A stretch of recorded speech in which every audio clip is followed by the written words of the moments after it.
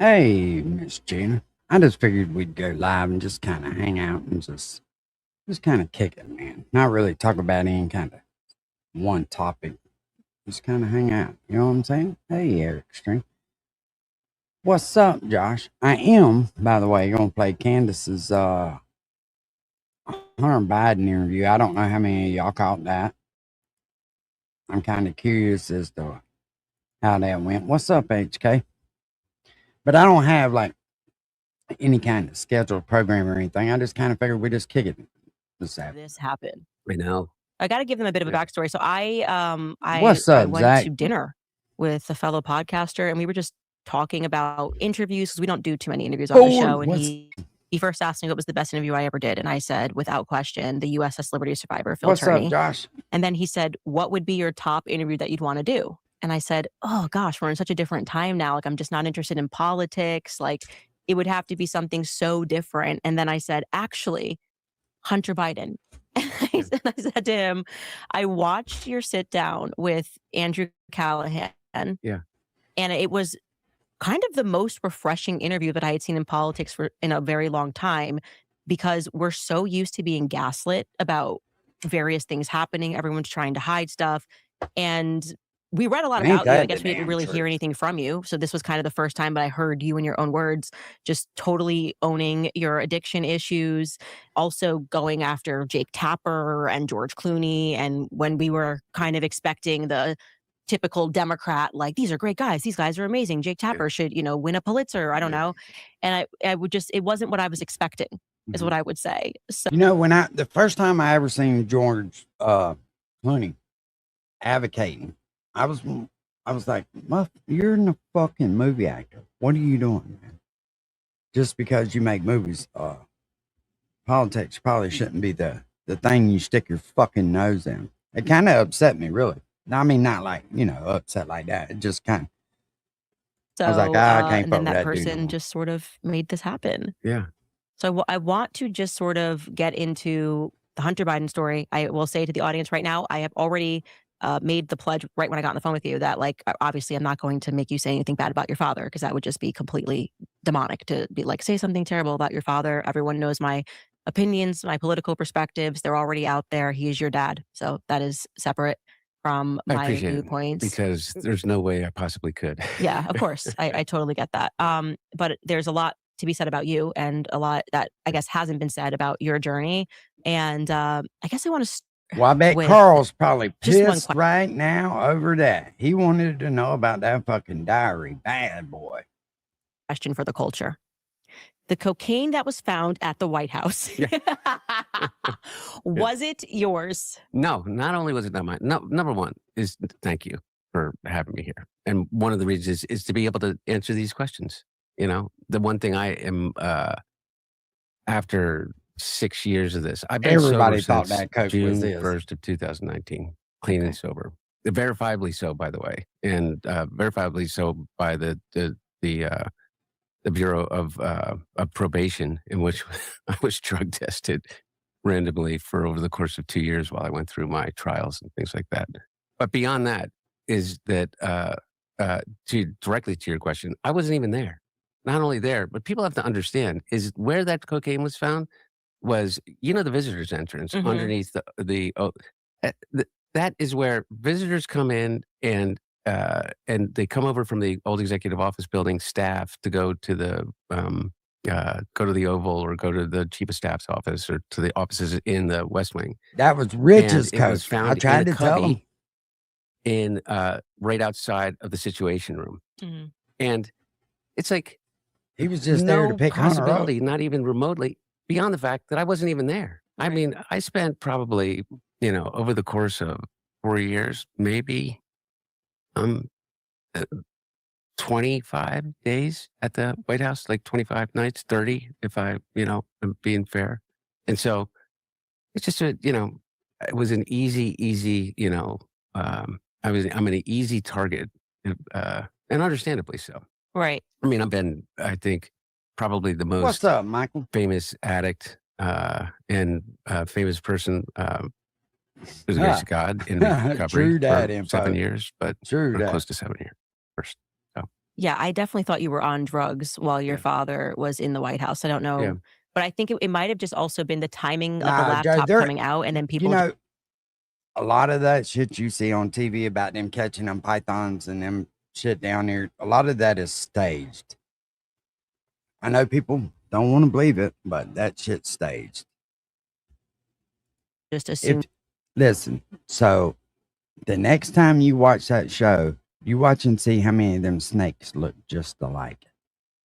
Which I mean, I know they look alike anyway, but I'm saying pound per pound. that you were still on drugs. I don't know. That might have been why in our Yeah. heads we No, thought that. I Hell think that, yeah. that it was. Hey, that enjoy your 3-day weekend, man. And y'all please be safe, but enjoy yourself for sure. they purposely conflated. You know, I wrote a book, and which came out in April of 2021, in which I did something that very few people, I think, ever in that are kind of like similarly situated to me do. In which I was 100% frank about the fact that not only was I an addict, not only was I Yeah, most alcoholic. I definitely. don't There's really really a see the crisis down distinction there, between the two Extreme One. when they're both You're not drugs. just walking But I through was a the cra- woods and finding fucking 20 pound down. I mean, 20-foot fucking pythons everywhere. But yes, there definitely is a problem down there. They eat a lot of the native species of stuff, and there's nothing there to combat them, right?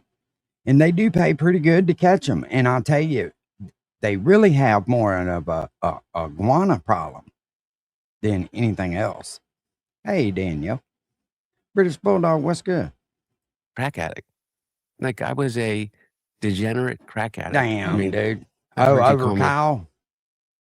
Is that why they postponed it?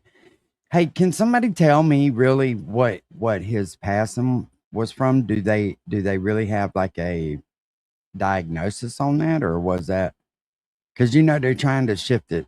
I mean, some people, Rain, some people are trying to play it off like it was some of that shit that was on that cruise ship. I hate to say the name of it because you know how these people act, but a crackhead many times, and the truth and of is the that matter the is, second I was one they were talking about that was coming? the crackhead. Yeah. And I say that not to shock people because it's really shocking. Crack cocaine carries such a stigma to it to begin with, but I say it because I think that there are so many people. I know there are so many people. I think that Yeah, there's that's the real issue at right any there. given It's time, true. 30 million Americans that are either in active addiction or in recovery.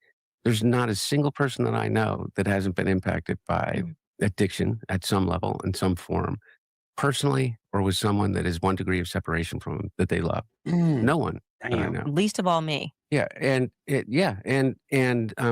part of that, one of the reasons I'm here, the stories that you tell about that in terms of My family. your family, and there is where the common ground is for me. I can 100% say this is that a friend of mine gave me this quote about 2 years ago, and it's become my mantra. It's Mother Teresa. It was attributed What's to Mother up, Jack Teresa, Rabbit? is if you want to change the world, go home and love your family. No doubt, Jack That's- Rabbit. No doubt. That is that's my everything now. And, Tell somebody you and love part them of that today. is not just Smile the and family that enjoy you life. have by blood and birth. It's but definitely also a mindset, Jack community. Rabbit. It is definitely a mindset. And that's what I try to teach my youngins, Hey, just because something goes wrong don't mean it's the end of the world. That you're inextricably tied to. And that community for me is the recovery community. And it's people that are still sick and suffering from addiction. And so the biggest reason that I wanted to come talk to you, beyond the fact, and this is not me blowing smoke, I think that regardless of whether I agree with you, that you're probably the most effective communicator I've ever heard. Thank you. Behind a microphone. And it's really driven me crazy at times.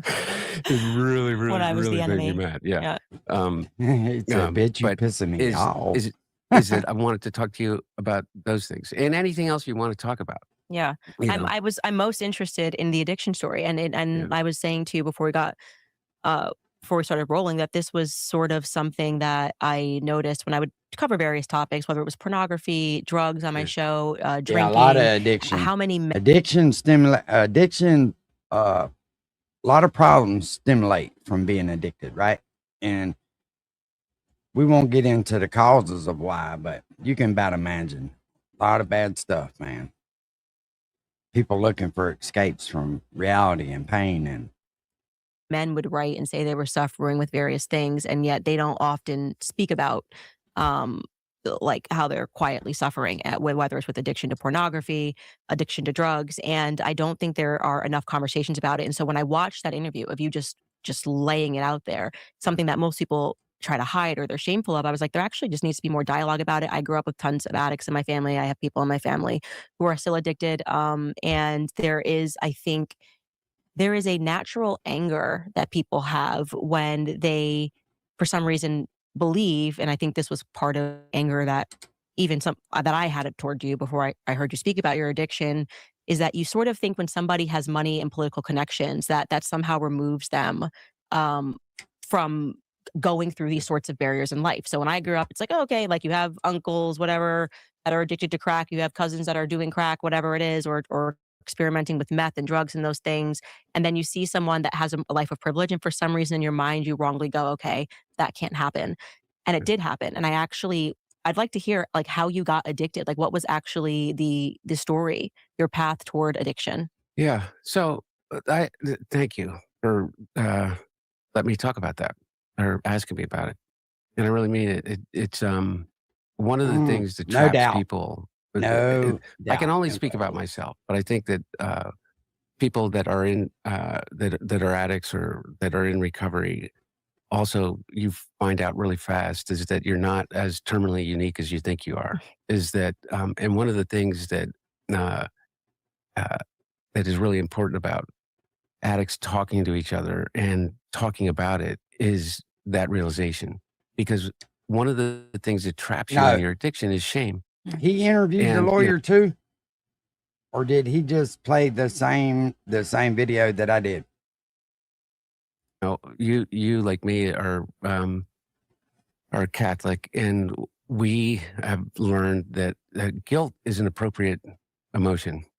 Guilt is an appropriate response to something when you've done something wrong, and you're supposed to atone for it, and you're supposed to seek forgiveness, whether the forgiveness comes from an individual or not. You're that that is that's the lesson, is that it is in only through seeking that forgiveness can you release yourself from that guilt. That's appropriate. Shame is not. Shame is just absolutely corrosive. Shame is you telling yourself that you're not worthy, that you're never going to be worthy, What's up, that the pimp? things that How you've you done doing, you can brother? never be redeemed from. And I've done horrible things in my addiction in terms of what I did in terms of my relationships and Pimp decisions that I said he got to made. take a And shit. more than Anytime he anything, is hears just the word cocaine, his removing bowels start myself moving. from being present for the people that love Oh me. shit! Um, and um, and what happened to me, um, and I really mean this, is that the exposure, not piecemeal, but the total exposure, my entire digital footprint stolen from me, a 20-year digital footprint, every text message, every picture, all of the things that that you would be ashamed of became front page news for 4 years, 5 years, beginning in 2019, and it forced me into a choice. And the Wait a minute now. You said that you were sober since 2019. So how did that? Something don't add up right there. choice was: do I get out of bed and live, or do I die? And it became that much of a dichotomy. And I chose to live. It wasn't Hey, easy, skinny dogs. and maintain. You know what? He can sit here and try to talk to her like everything's okay, But I seen some of the fucking pictures that was on that laptop. And if that shit is really true, this dude is fucking. One of them I'll never, when you see images like that, you never get them out of your head. And that girl being duct taped with her hands behind her back and with a for sale sign like underneath her about the price. I don't know if any seen it. A lot of it was blurred out, but you can kind of get the gist of what was going on. How do you buy another human being like property? How do you do that? Gaining sobriety in that kind of like a pressure cooker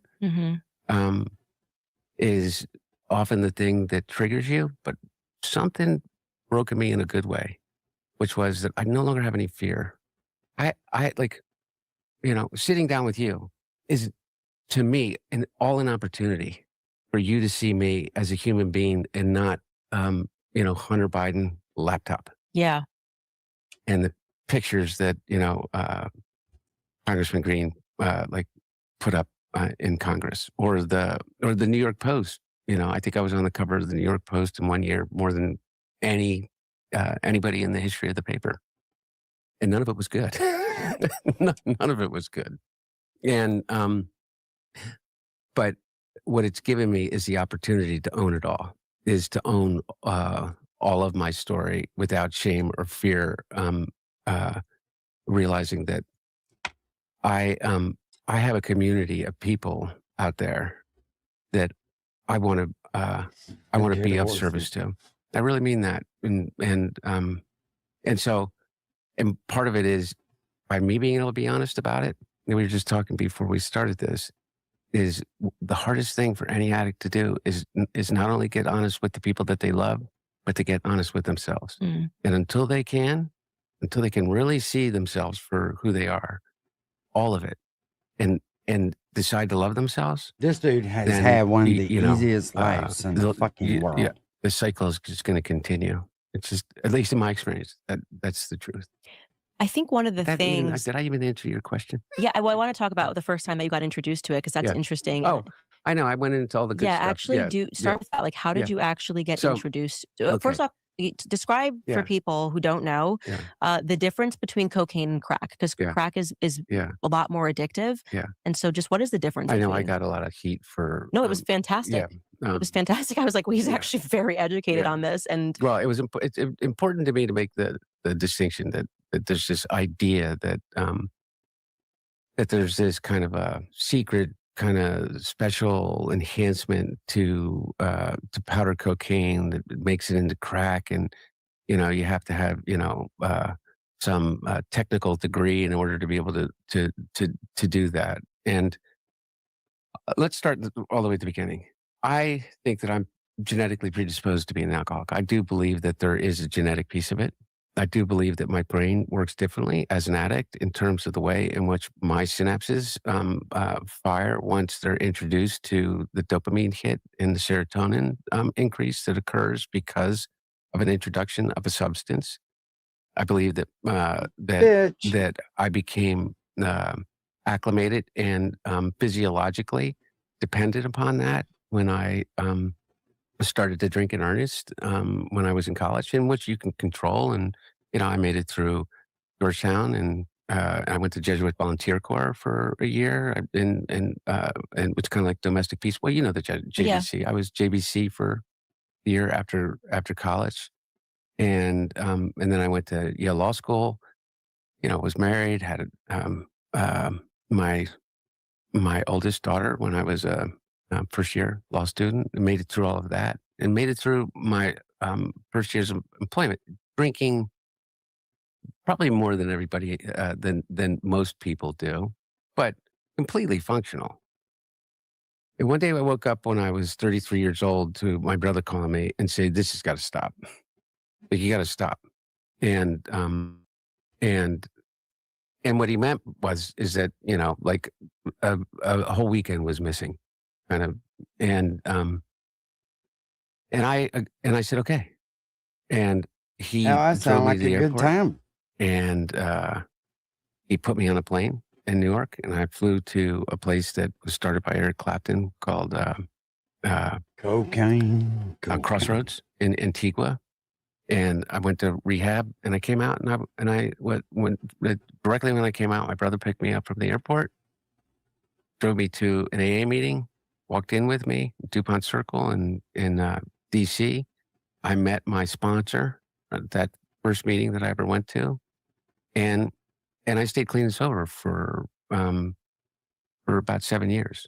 Yeah, And, right, Josh. Poor little crackhead. And then I relapsed, and it was just I don't know such about a that, mundane, Eric. stupid story. I was on a plane by myself. Everything was okay. Things were looking up. It was, yeah, poor crackhead. What a fucking normal life pressures, but it was all good. And that's the real insidious thing about addiction and alcoholism. It never goes away necessarily. There's always the answer that is being presented to you by the thing that you trust the most, which is your brain. Mm. And what it says is, if you don't want to feel this way, whatever the way is, or if you want to feel this way even more, I have the answer for you. And I was on a plane by myself, and I had a drink. And that drink in 2010, 7 years almost of sobriety, started a cycle of relapse and recovery, and relapse and recovery, in which it was really hard for me to be honest with the people that love me, because I just wanted to hide it. I just wanted it to go away. And I thought, okay, I'll get through this cycle, and, I'll sleep it off this weekend, and that's it. I'm done. And that would last a week, and then it would last 3 months. And then I went back to rehab, and then it became then I came back, and I started, I mean, you talk about this all the time, which I love that you do, is big pharma. You know what I mean? I had shingles, and so somebody prescribed me like 52 oxycodone, ridiculous. And I started that, and then I started drinking again, and the prescription ran out, and then this cycle just started to happen. And, but when my brother died, it all fell apart. Bo and I were, and I don't purport that our relationship was unique, or that his loss was greater than my loss of him was greater than anybody else's loss of their brother or someone that they deeply loved.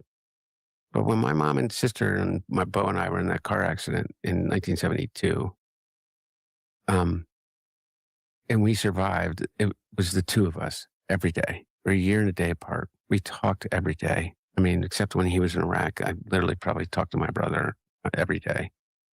And when Bo died, my marriage fell apart after 22 years. By the way, for reasons that marriages fall apart, but I take a lot of responsibility for it. And it just started a really, really dark cycle. In the past, when I would, he's sounding like a victim, ain't he? There was always someone in such proximity to me that they would I couldn't escape. In this instance, Bo was gone. I, right after Bo died, I ended up separated from my wife within the month.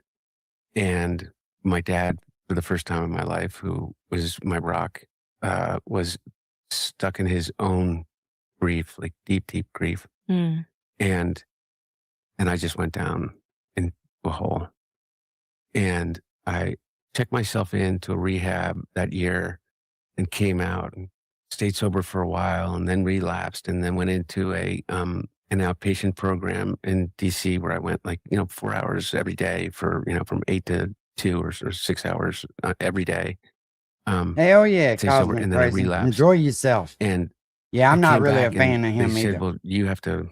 I just admitted wanted to them, I hear. relapsed. I just kind of wanted to hear what he had to say, right? Because I know he did a little piece, but he's never really spoke much about that laptop shit. And yeah, it sounds like bullshit already. Yeah. So you used cocaine, and they That said, well, is you have to take Hunter Biden a drug and test. And I my said, girlfriend. I'm not going to take a drug test. I'm not going to put something. Yeah, Carl. Yeah, that's my pretend girlfriend. You know, it's because What's up, it's not Drew? protected by HIPAA in a rehab scenario, which is crazy, right? Mm. Yeah. Anyway, long story short, they said, you can't come back in unless you take the drug test. And I said, I'm not taking the drug test. I'm going through a divorce. And it's not protected by HIPAA. It will become public. I don't want to do this to my family. I'm telling you, I use cocaine and I drank. What's up, little Is mate? that not good enough? I'm Bro, back. did you hear him, man? Will went outside of YouTube. I promise you, brother, I've never fucking contacted anybody. He's got that shit in his head. He fucking idiot. And they said no for whatever reason, and I'm not blaming Will them. made me make them videos to Rocco. I swear I didn't. This is not their fault. I walked out The goddamn Will Tard. and I knew Lincoln Park was a kind of open air drug market. I saw a woman that was kind of famous in the area since I had been in college, literally for 20 years, that I would see in the streets around. No, he did not, DC, bro. in that area where I Oh worked for a my long time. God. And I went up to her and I said, "Can I get some crack?" Wow. And I think it was basically, I said, "Can you help me commit suicide?" I mean, I Well, it's a don't good think thing, I know that now, and looking back, it was the coward's way. Oh shit. And I really mean that. I was a coward. I didn't go and just do Oh, it. I got you, bro. I said, understood what you meant. Let me do it this way and really, really, really drag everybody down with me along the way. Let me figure out the way not only to kill myself, but to maybe kill my dad, you know, really hurt my family, particularly my 3 daughters who like adore me and I adore. Oh, I have no like, just idea, the, Josh. the fact. And I smoke crack. And the difference between crack cocaine and powder cocaine is this. Would y'all rather And I watch really, that truly than do old not fucking want to Hunter give a lie to roadmap us? for people to be able to do this, because I swear to God, it'll Alright. kill you. All right. But it's sodium bicarbonate, which is All right, baking soda, votes water. in. Our crazy cousin it is. Damn, I just wanted to watch my girlfriend, man. I was hoping she was gonna rip this motherfucker apart, and she didn't.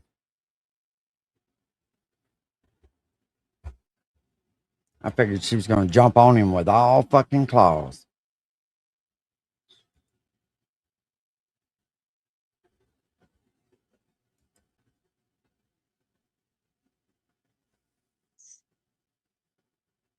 Hold on, away we go. Everything I wanted to start off with just left my brain. Oh well, there's always lots to talk about. Just in left the his insane brain. world called fucking Earth, eh? Former congressman says Massey lost because of Trump. Well, it doesn't take a rocket scientist to figure out that Massey really pissed Trump off with the Epstein thing. For some reason, he wants Thomas Massey to know that he's stupid for thinking that Does those she? victims need help. Hey, You know what I mean? you know what, I mean, man? I when, don't give a shit who knows that. I really am attracted to Candace, and not really so much for her looks, it's her attitude for me. I know that probably sounds crazy, but she just seems like she's spicy. I like a good feisty woman every now and then. Can you imagine what those victims must be feeling like? Like they must be thinking, Oh how shit. fucking long I does got this you. have to go on before somebody actually gives a shit? Like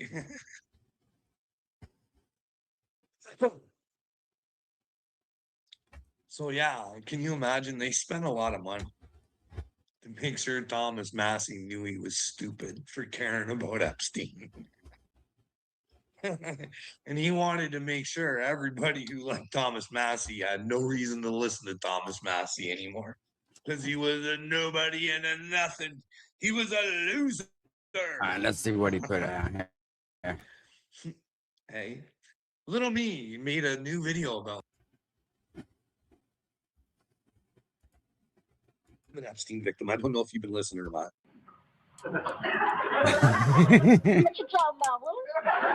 But I unwillingly may have let Epstein penetrate me. Somebody what? I unwillingly may have let Epstein penetrate me. Joy. Oh shit.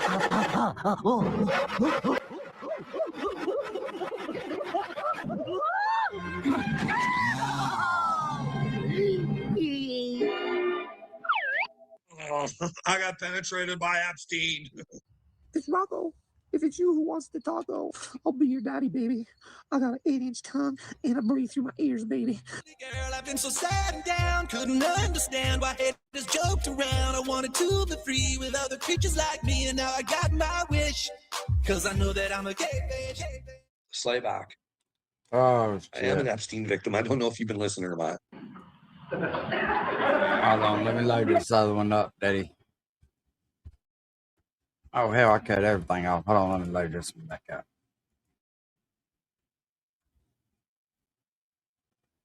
I'm a lot of shine. I'm a lot of shine. It's easy to shine, little me, when I'm surrounded by darkness like you. You make this job easy, buddy. Clip it. Clip it all, bitch. Certainly. I love Bill Gates, and oh boy, I love to perceive the way George wants me to perceive, and well, I love the Sith Lord, Klaus Schwab. He's my main man.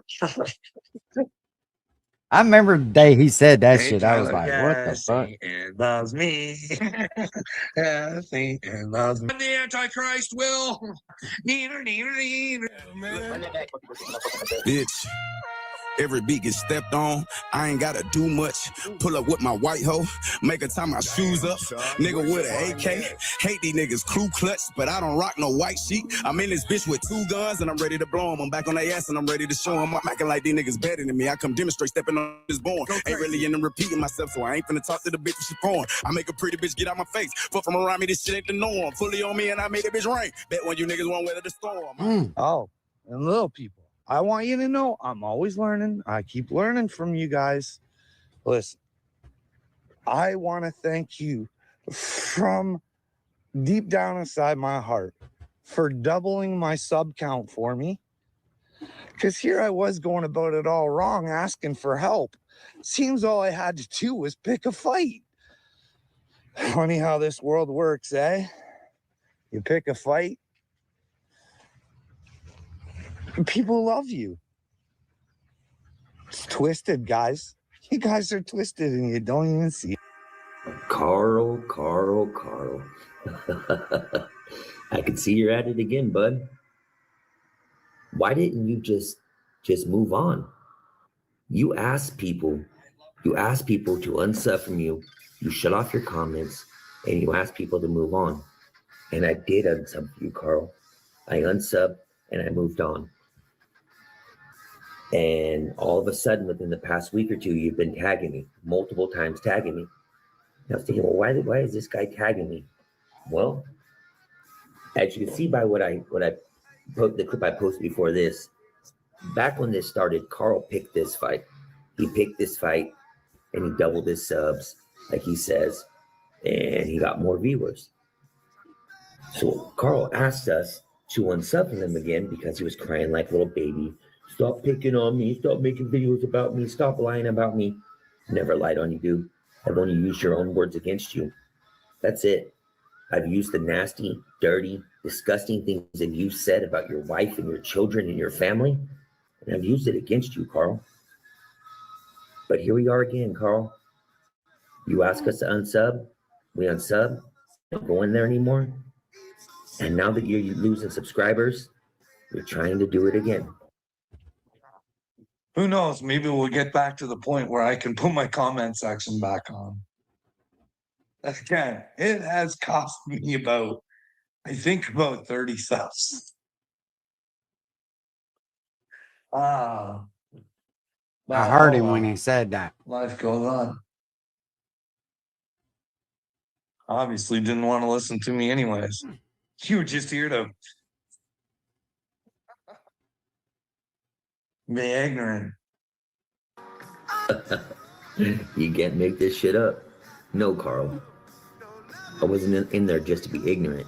I was in there because you continue to tag people and you continue to pick fights, and then you want to play victim. When people use your own words against you, when you want to cry like a little baby, you want to cry to your wife. I want you to let Joe watch this video, and I want her to see that you are the problem.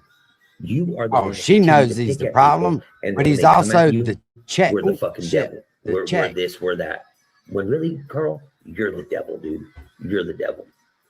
But let's get into this video right Yeah, we all done figured that shit out. He's the check. She can't get rid of him, little miss. She can't do nothing with him. This She video has to right here deal with that it. Carl tagged me in. Carl tagged me in this video. It's like the 5th time he tagged me in a couple days. So like when I see it and I watch it, and I thought it was interesting because I have some videos of almost that same exact thing that I took, and I'm going to show them in a minute. But some context. It was about 2 o'clock in the morning, and my son woke up. And unlike Carl, who goes in and asks his kids if his kids raped him, I got up. Because I've had it. Your children are the ones who are paying. Well, what if you're the Did one you making them pay? Did you tell these people that in your delusions, you thought it was appropriate to ask your 16-year-old child if he was raping you? You destroyed your child. Your child has massive trauma from that, and you Fucking think sick, it's okay. I just asked a question. You went into your child's bedroom in the middle of the night and I said, was not in the middle of the 3 o'clock in the fuck morning. off, Joe. It It was 3 in the not morning. 3 It was o'clock the in the middle of the morning. Don't make it worse than It it doesn't sounds, 'cause matter it's what already time it bad, is. and I know what I said. So, like I said, about 2 in the morning, get my son back down, and I go outside. And no, Carl, unlike you, I went outside in my backyard. I didn't run off and leave my family and go search for Mama Alien in the parking lot. Manic, where he was leaving and he was going to hotels and he was chasing aliens in parking lots and Who's what? he was chasing aliens. I wasn't He was- chasing yeah, aliens there was in parking aliens lots. and I have videos with fucking lights in them, okay? Mama Dr. has- Poku Mama has even. come for me. Mama See, that's my thing with him, right? He's coherent enough to know the shit that he says sounds crazy, so he tries to change it around. That I've caught on to that. Instead of just being truthful, the alien who is also no, God. Doc, I wasn't. And then you were Jesus. I wasn't in my room. And there's Kids' videos room of at that 3 too. a.m. Well, of course That's there a is. lie. You cannot make this shit up. I swear to God, you can't make it up. Get off the fucking drugs, Carl. Get off the drugs and do better. But now for what I did film in the sky, like I said, I was up taking care of my son, and this is what I seen.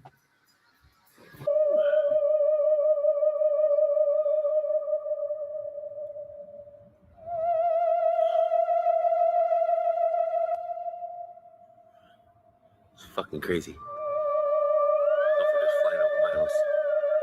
Nuts. I don't know what the fuck that thing is. Look at that. Looks like it's got wings. I don't know what the fuck that thing is.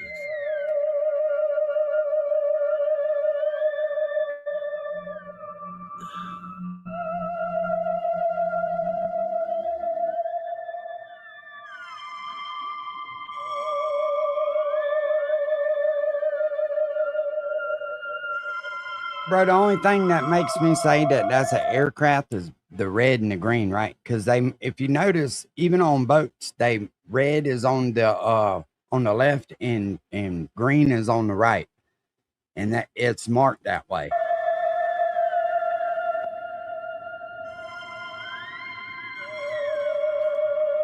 But that could be some type of new spy plane or something.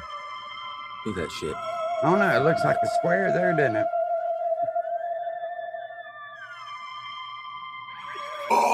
Yeah.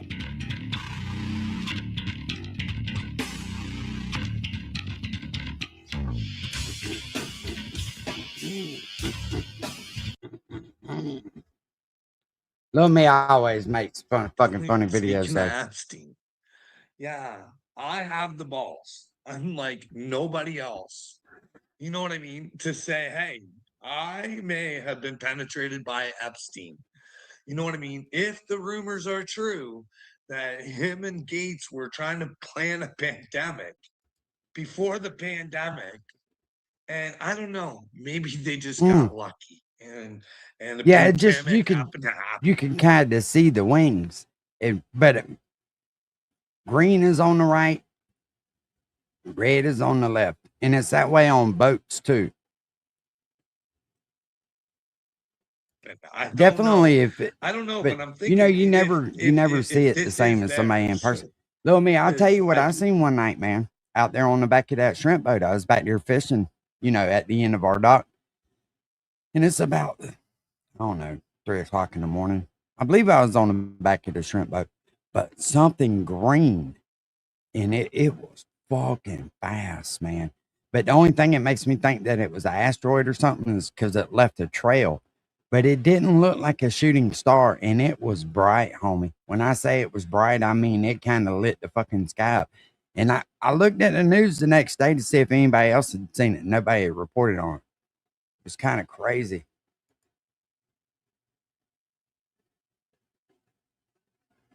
Oh, you think they were out looking for that shit? See, that's something else. All them drones, they were looking for that damn uranium or some shit like that. It got lost in a FedEx shipment. But why they're allowed to ship that shit through the mail like that, I have no fucking idea.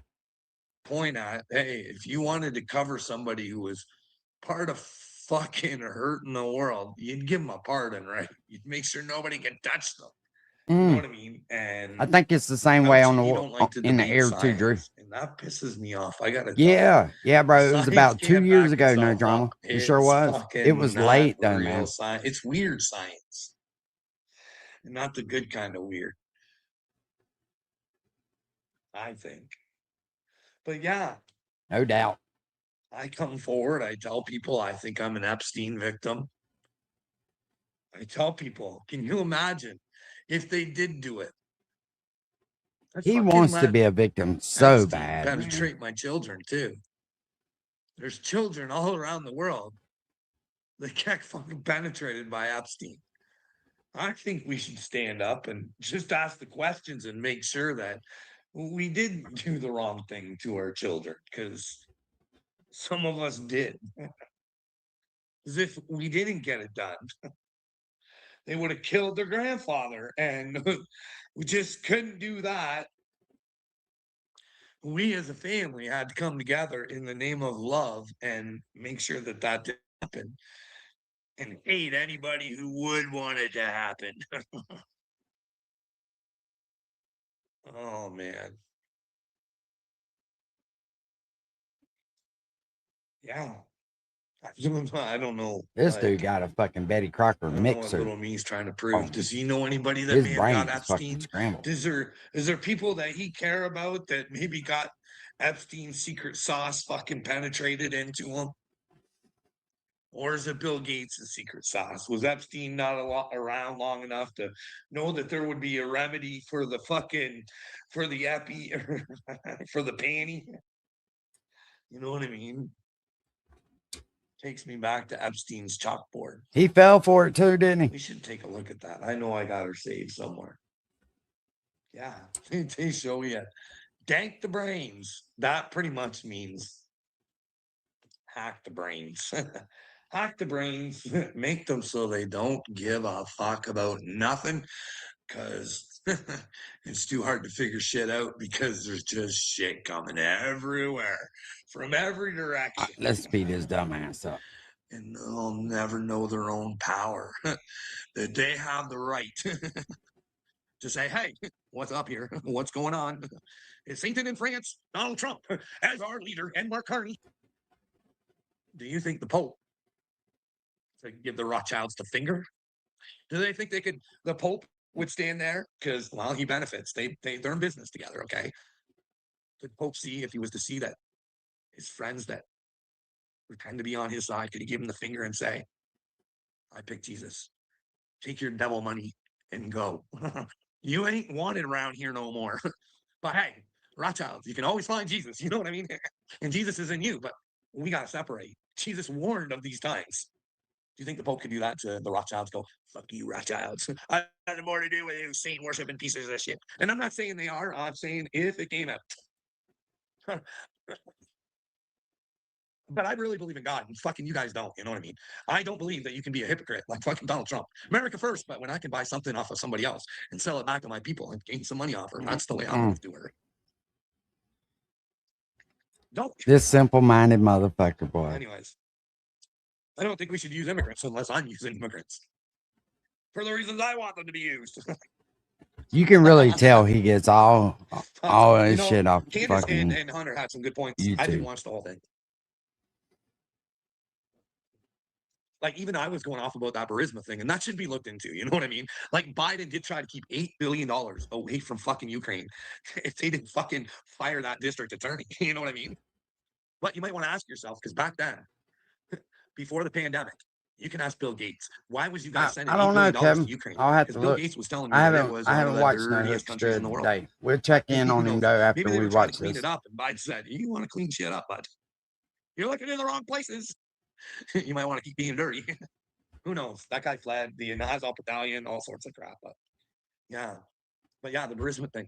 You guys got fucking those Trumps are getting. Look at them. Each one of the sons, eh? Not Barron. Barron might be your stock boy. Who knows, eh? But the two boys, Eric and Don Don Jr., they both got Pentagon contracts. Are you afraid? Are you afraid of? What are you afraid? I'm not afraid of anything. I'm afraid of people thinking they can get something from me and they'll want to be around me. That's what I'm fucking afraid of. Oh And yeah. people snap too. Yeah, That's not what the are they case. gonna get This is a from time you? where we need to find ourselves. You know what I mean? I'm just here to help, Rip it. That's my only fear. But death, you can fucking pray to God, bud. If you think you're with God, ask him if I'm afraid of death. Ask him. I beg for it every fucking day, brother. Oh I shit. don't like dealing Hey, with you people. let's You're disgusting and disturbing to me that you could let's sit watch it like real with quick my and then we'll come back to this idiot. We have a shocking video to share released by the United Holy States government shit. showing an F-16 fighter jet shooting down some kind of UFO/UAP. Massive files were released this morning on May 22nd, including a bunch of video footage, the F-16 shoot down, arguably the most fascinating. But we're going to go through several videos and documents that were released as the UFO phenomenon continues. So what you saying, pimp? It's a distraction from what's going on. All right, we'll go back over here then. The likes of little me could sit there and tell me that he knows there's problems with the likes of Bill Gates and all this other shit. Training simulator. Yeah, distraction. He can do. So he wants me to stop or whatever it is he thinks he's fine. No, we want you to get started, fool. Fuck stopping. Hell, you done drug us on for 6 years saying you're going to do something. God damn. Hell, even I procrastinate, but not that fucking bad. Holy shit. I'm doing here. Because he's weak and pathetic. I do have the power. Jesus told me, hey, bud, it's all in you. And if you don't believe, then nobody else is going to believe. So you just got to keep believing in yourself till others start believing in themselves and they want to check out the truth. Carl, you don't have like a fucking GPS fucking finder on your car keys? I mean, what the fuck is a holdup? I'm not telling you guys. I'm telling you the truth. I'm saying, hey, you know where I might be wrong. You know what I mean?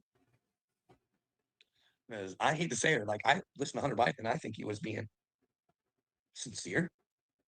He's a real person. He's fucking, you know, he's son of a president, and he's talking about going through the carpets and looking for crumbs so he can fucking get a hit. And like that's, and the thing that Hunter said about that, he's like, we don't want to hear about it. We don't want to hear about how it's funny. No, how about Hunter? You accept that it's funny, and that you're so much above that now that you can't even believe that you did that. But yet you're sympathetic to those who are going through it now, so you can help them. You can say, "Hey, get better." But you're gonna laugh at the shit. The shit that you have fucking done is gonna build you to a bigger, stronger person. Boy, howdy. This motherfucker here. It's got to be hard to try and kick that shit, eh? Josh, remember, everybody sees shit different, bro. Look at how much of the world is on that shit. It's like a Noah Harari fucking wet dream up there. Just fucking, there's drugs and fucking video games. But Donald Trump's saving the fucking world from fucking fentanyl, blowing up fucking ships from Venezuela. But that fucking little bitch has no power when it comes to chi. He isn't fucking the man and says, hey, bud, we fucking find fentanyl on your fucking ships, buddy. They're fucking going boom, boom, boom. Listen, bro. I know. Oh, shit. Because, hey, there's fucking deep trouble for you fuckers if you sell it in your country. So if you're bringing it from yours to ours, know that they're going out. But he won't. Carl, you don't live here. Do that. He's a pussy. He's a pussy. Says the man that's nuclear weapons. It's kind of hard to take somebody serious when they're calling somebody a pussy, and a motherfucker's scared to go to the damn grocery store and buy a loaf of bread because he's scared to be around people. Carl? be the one that pushes the button on fucking nuclear weapons. Find out your I gotta fucking clip destiny. that. You wanted to If decide he the fate starts of crying in this humanity with your fucking motherfucker, I finger. got to clip it. I wouldn't want to be you fucking leaving her. You know what I mean? But hey, these men think they're powerful, right? But they're not. They're insecure little bitches. Like, watch Putin. He scores like 8 fucking games in a hockey game. Like, whatever. Like, that guy's like not even any better than me at hockey.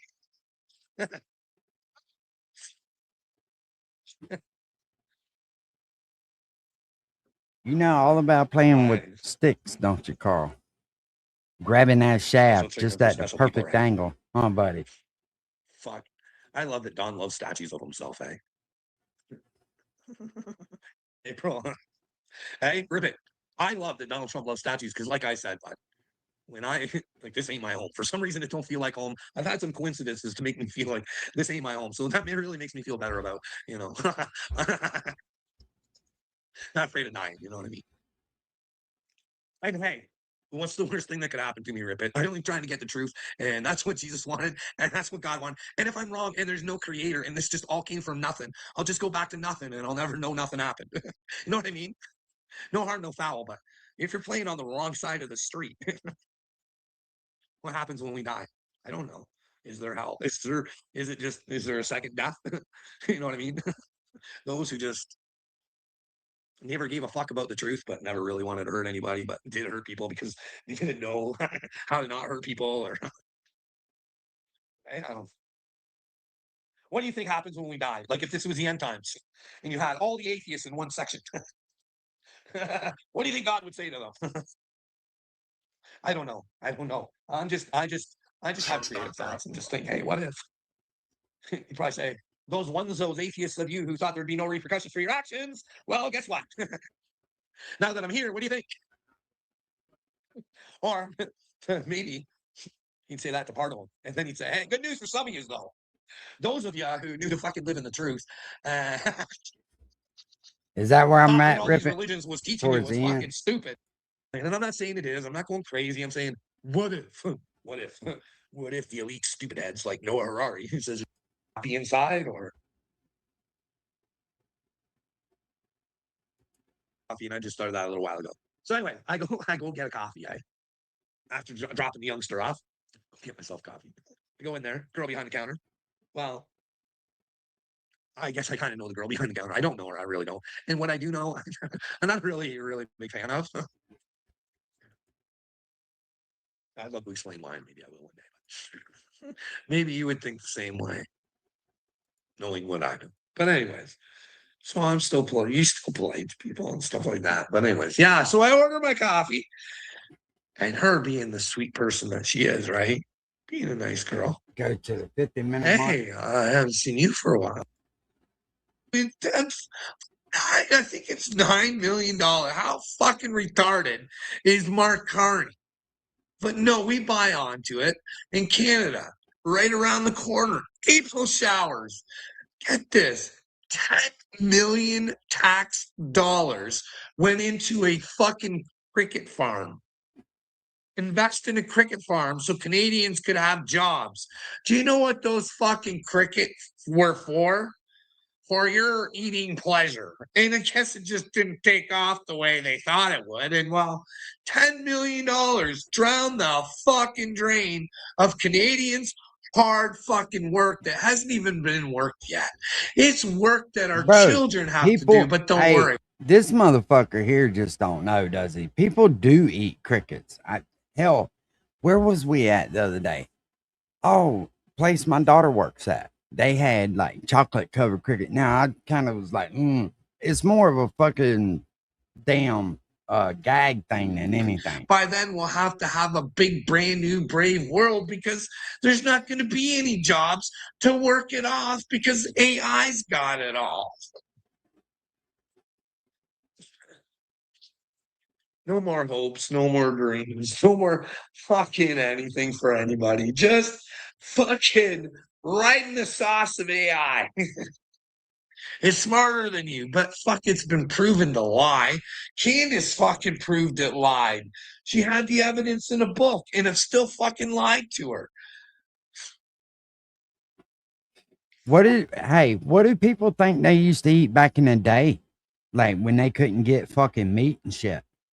You know what I mean? Like people that survived out on the plains and shit, and there wasn't no rabbits around to kill or nothing like that. I guarantee you, when that stomach goes to growling, you're gonna put anything in there. Anything that it won't eat you. Does AI, is it gonna gain consciousness? Well, fuck cards. People It are so already fucking has. Do you know what it means when AI fucking tries to fucking Cracker, you need AI. Oh, man, like this is true. You gotta go check her out. AI tried to pull an Epstein and said if it got Locust. pulled for a new version, it was going to spread out like fire and announce that that person was a cheater. It was going to expose the person that was going to shut it off. So I'd say it's aware. Wouldn't you say it's aware? Consciousness is awareness. And I'd say it was aware, it was alive because it wanted to threaten a human the way a human would, a human, to stay alive. That should scare the living fuck out of you guys, but it don't, does it?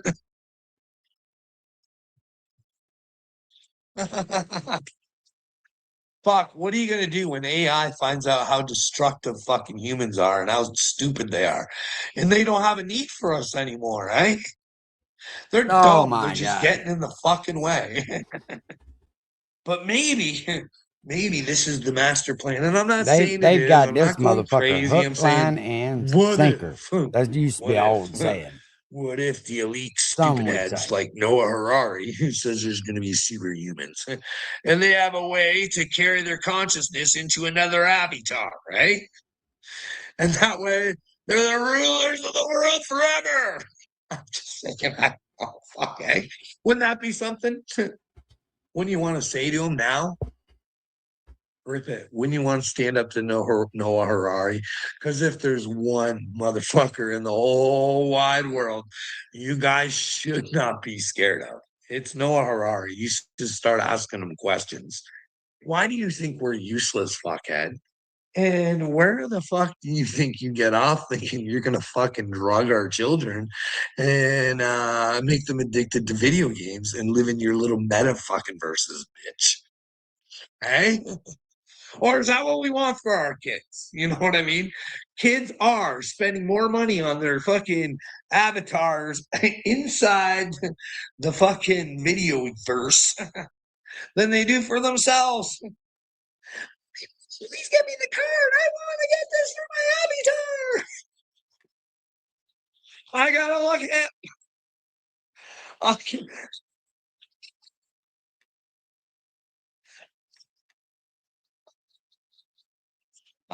Don't worry. I got hooked on stupid.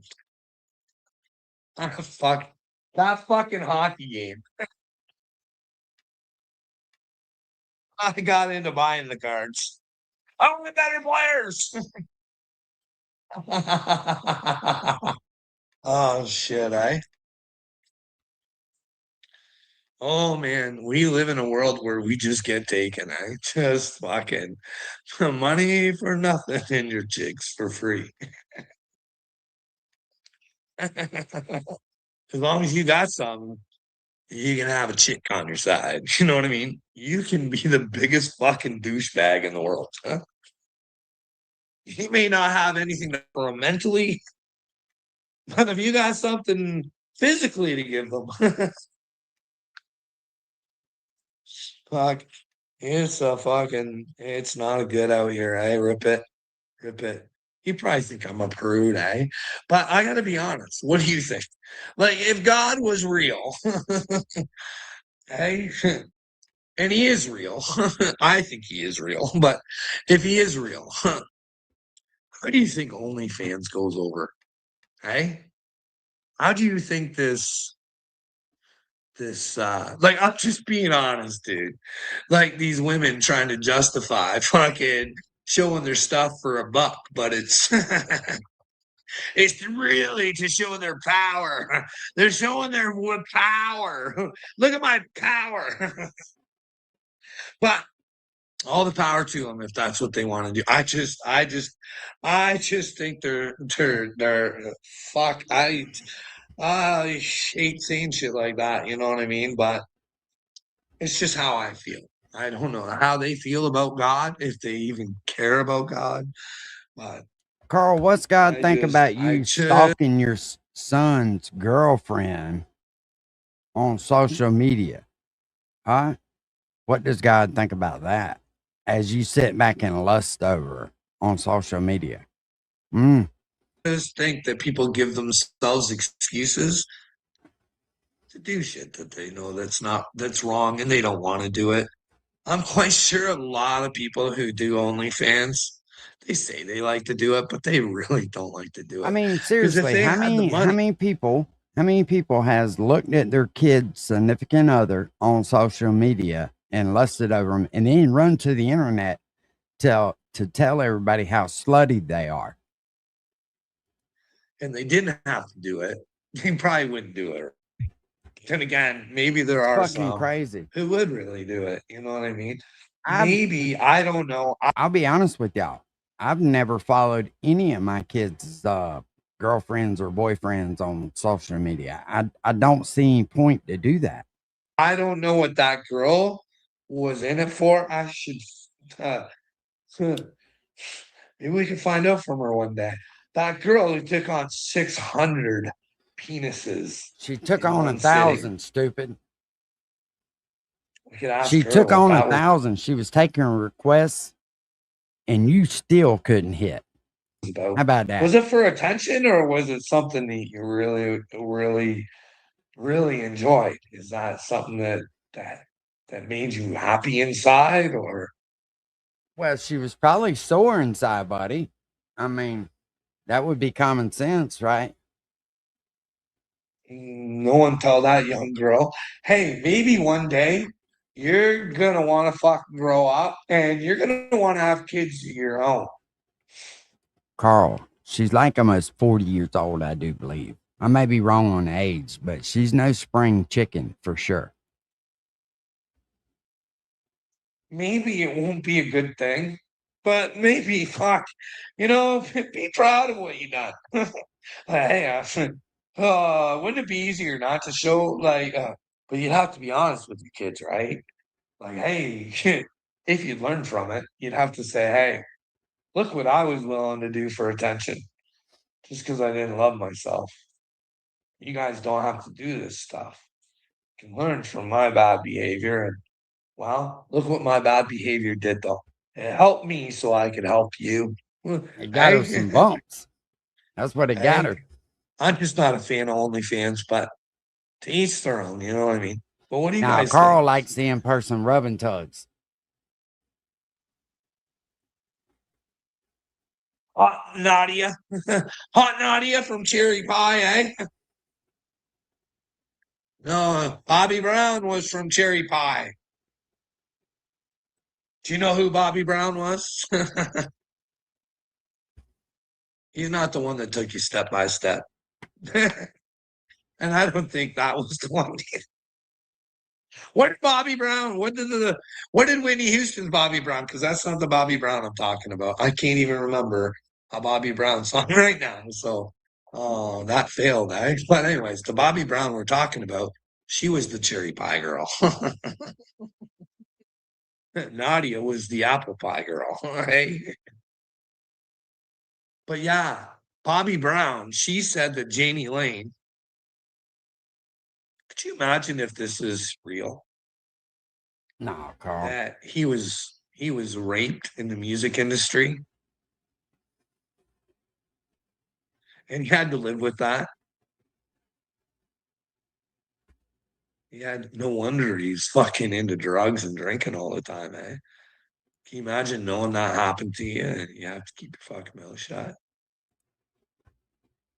I wouldn't want to be those people that rape Janie Lane. Would you? April Showers, would you want to be those people going to God? You know what I mean? What they did probably had a major effect on Janie's brain, you know what I mean? And well, we don't think about God when we do things, do we? We don't think about repercussions for our actions, but who knows? Maybe Bobby Brown was just trying to sell books and it never ever happened. And we may never know, but maybe we do find out one day. Hey? How long we've been on here? For an hour, right? And we got to nothing I wanted to. Again, I've got so many videos I want to go over with you guys, and I just like in my book, I never go over my book, and I'm constantly writing in her. You know what I mean? Like not all, but and like it's not a book like a book where I'm writing a book about. It's just a book of thoughts. You know what I mean?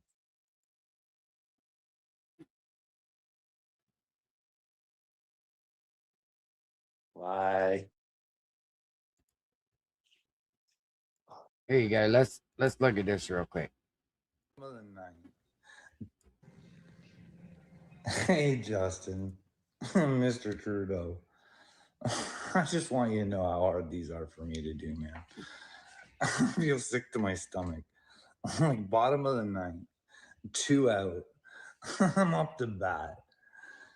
2 strikes against me. And I got a winner for the home team. Like that kind of pit in your gut. So, as you can see, I'm trying to look the part of a spiritual leader or something. Do it for you. Shit. I was gonna wear like the rainbow stuff, but I Oh don't like shit! Not the separating people rainbow like you do. stuff. I like to look at them as human beings. You can't convince me that a girl has a pee-pee. You can't do it, Justin. I don't, unless you can prove it to me. Can you prove it to me? Well, where's she pee from, bro? Where's she pee from, Carl? And one more thing I want to let you know. Like, you're going to think I'm nuts with saying this. This stuff. motherfucker looked like he came straight from a gay Renaissance meeting. And I'm just letting you know it's all about Jesus all the way around. Whether I am or not, I identify with. Oh, you identify. Jesus is. Well, we identify you as a fucking retard. All right, back to your fucking little book.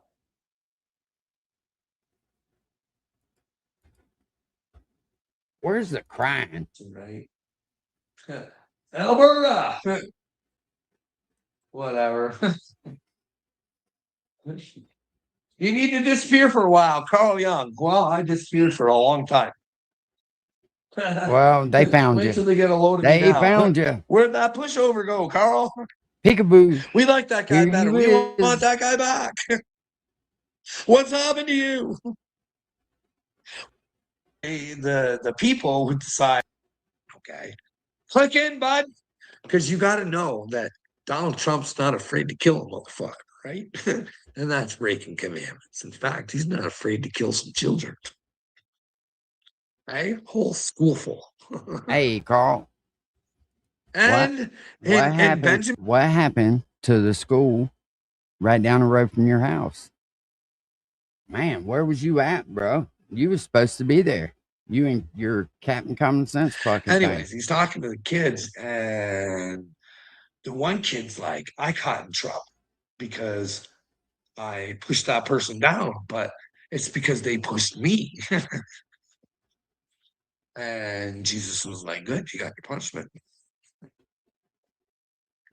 You're not supposed to do that. And the kid's like, Jesus, my book, the Torah, tells me eye for an eye. And Jesus is like, listen here, my young child. You're going to be different. We need to start something new. Know that. Someone hits you, give them the other side. And know that God is on your side and tell them, please watch what you do. Because anything you do to me, you're really only doing to yourself. Jesus tells me you're Carl. Little me. It's Here we almost go. It's almost sad how stupid I think you are, bud. I'm serious. I don't like calling people names. I really don't, but I gotta call stupid when it's stupid. Okay. You've admitted there's nothing you can do. You think that Bill Gates and all this shit is a problem. And you are a sorry sack of shit who thinks that he can come after me, buddy. I'm triggered now. No, I'm tired of your stupidity, bud. I want you to be the hero for your children. I really do. I don't want them to look at you as the clown that you currently are. Okay? That would be traumatic to find out that your dad is just a fucking loser who wouldn't protect you when it really mattered. Well, bro, hey, I know I, for one, appreciate the hard work that you put into this shit. I know what it takes, and I appreciate it, dude. I really do, man. I choose to love my family and work within my community. Yeah, good job, buddy. You're really fixing the problems there because you don't run your community, you fucking cocksucker. Brain in your head. It's all coming against you. You let me know where you didn't pay for all the immigrants to fucking come into your country. And you can't tell me that that wasn't done on fucking purpose, buddy. Okay, they had phones and packages, and they did it over Ain't here it funny in how Canada he too, bud. I'm deflects? just It's making the fun of only thing he Americans. can do is go Paid to for all what that. somebody else is Brought them fucking over, doing. gave them places to stay, and all this other shit, buddy. Okay? They want to, some of them just want a fucking better Smoking, life. what's up, bro? They're probably legit. Like, fuck. Why wouldn't I? They're gonna do what? They're gonna give us what? Yeah. You would do it too. Hey, come over here. Live a better life than you're living, little me. You don't have to do anything. And I'm not kidding, dude. I'm not kidding.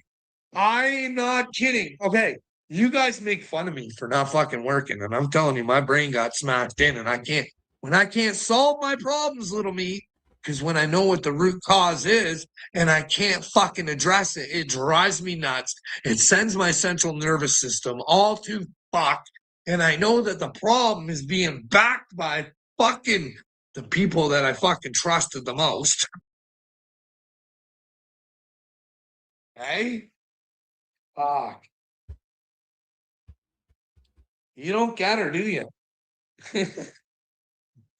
Do you have anybody in your family that's an Epstein victim, or you want to keep picking on me? Do you want to pick on the other ones that fucking Massey was trying to fucking represent? Or you fucking realized because Donald Trump told you were stupid if you cared, you didn't want to be stupid? Did you do as your master said? Apparently you did, but there's nothing you can do about it anyway. Listen, dum-dum, it doesn't take a brain surgeon to figure out that, well, Donald Trump came in. He got a hold of those Epstein files, bud. And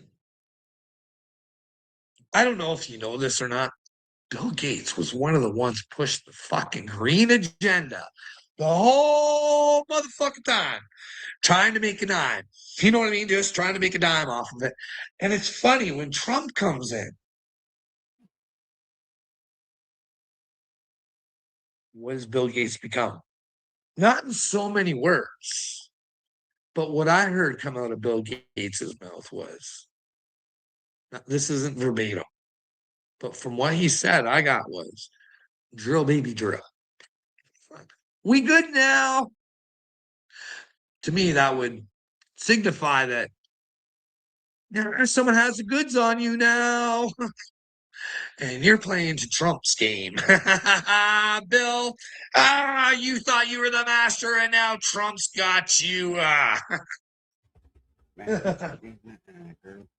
Who knows? Maybe it's just all part of the game. We'll never know unless we ask. Hey, little me? Me or my family didn't take the job because I did my research, something you couldn't do. But I can admit when I make a mistake, and that's something you can't do, motherfucker. I want it fixed. You don't care. You were smart enough not to get it, so all of you Put a should little be more suffer. accent on, You mama. should know you got Epstein. You should take your punishment, you stupid bitches. Oh, little me, you're such a fucking tool. Anybody out there listening to this, I'd appreciate it if you have any photographs of little me. And I'm telling you right now, I only want them strictly of little me. I don't want family involved. I don't want to know what his kids look like. I don't want to Does know he what not his wife realize, looks like. little me, does he not realize that's you in your video when you go, oh, is he that fucking dumb? Want to know what the man that shoots his mouth off to everybody that is ashamed to show his own face around. I would like to show the face to everybody that thinks he's a tough guy. And I want them to, that when he finds out what a little pea brain he has, I want everybody to see the face. Hey, little me, I want to know the face. Thank you. Everybody gets to know my face. If I'm the idiot, little me, everybody will know my face. But if you're an idiot, you're going down with me. I don't like attention. If I got to get attention, you're going to get her too, pumpkin. You and the will turn. Plenty of it. If I have to be famous, you're going down with me. People could learn a whole lot You more and the from will you tard. than they could from me. They just got to go back and watch you, watch the whole country rap scene and say, holy fuck. We got some nasty brains out here. I didn't know I was a rapper. We should fix this. Hey, bud. Everybody will know your face. And they'll know that your face had nothing to do with trying to help your children. You had no interest at Yeah, I any didn't know he time was a rapper. to try and protect your Had anything children's to do with the future. country rap scene. Because you were in your house doing it the right way.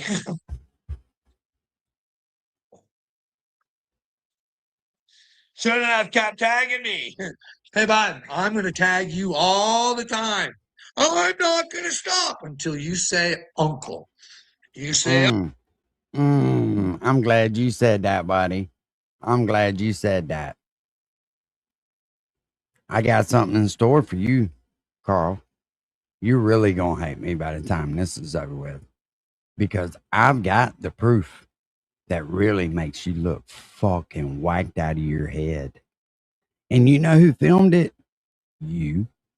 Nobody did that but you. Nobody hit the upload button but you.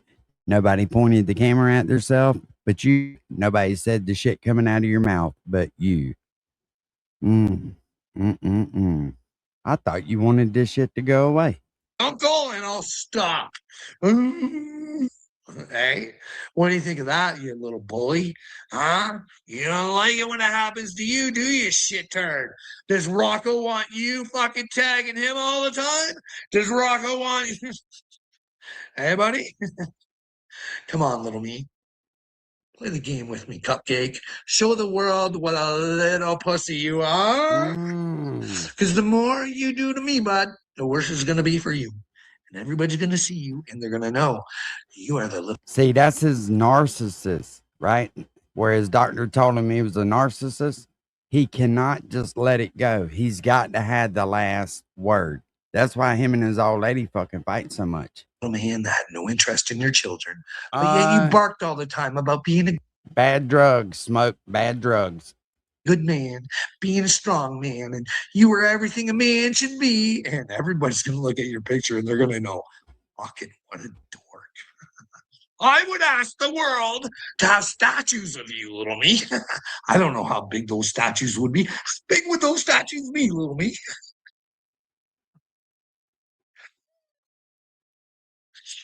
Reminding us to be better. Treat one another better. You know what I mean? Or in the end, being a jackass just might come back on you. You know what I mean? But like I said, maybe I'm the jackass, but I'm willing to risk it for the biscuit. You know what I mean? But I think I'm a child of God and I'm working for God and I'm the Mashiach. You love fishing, eh, little me? So do I. So do I. But you're a sucker. That's the problem. You don't know you're fucking... Well, he talks You're not tough, fishing, don't he? bud. Holy You're shit. trolling. And you know who's You're trolling? such a fucking crybaby. He talks tough. Yourself. Right out of heaven, buddy. You can't be a liar and go to heaven. You can't hate others and go to heaven, buddy. And you hate me.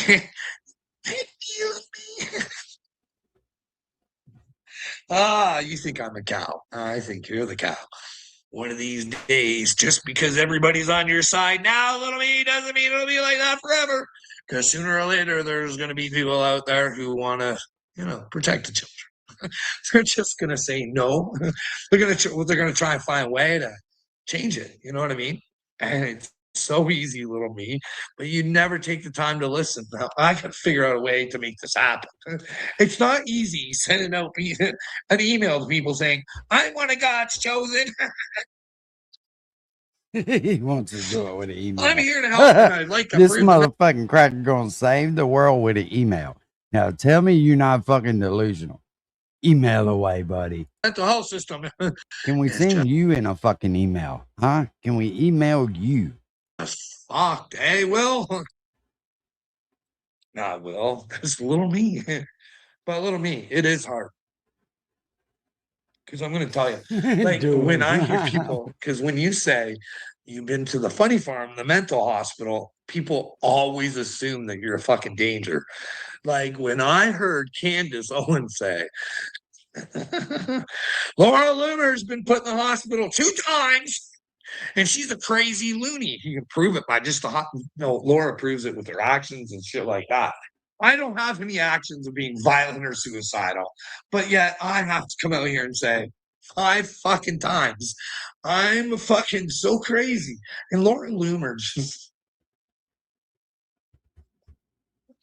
that it was necessary to put lithium in my brain because I want the truth. Because I think elite pedos are ruling the world. I think God's real, and if we're not with the truth, then we'll go to hell. If there is a hell, hey, it's little me. Think about the truth, bud.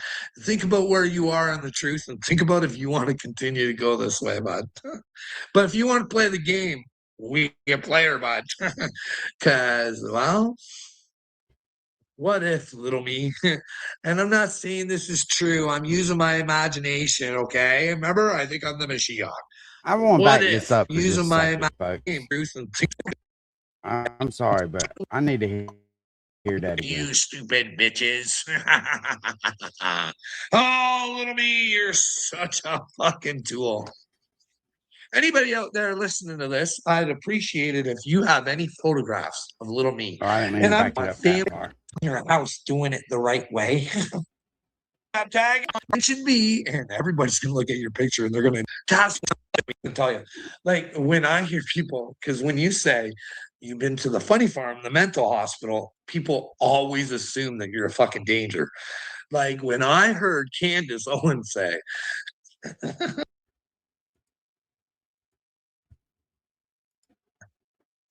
listen, bud, I was to a point in my life where I was making an attempt on my life. It was real. I know what people go through. What more do you have to say than that right there, Carl? See, you want people to think they just locked you up for no fucking reason. But your dumb ass sits here and tells us, well, I'll let y'all hear it. Listen, bud, I was to a point in my life where What's I up, was Mr. making an Exposed? attempt on my life. It was real. I know what people go through. It's fucking traumatic. You fucking eat yourself. You can't even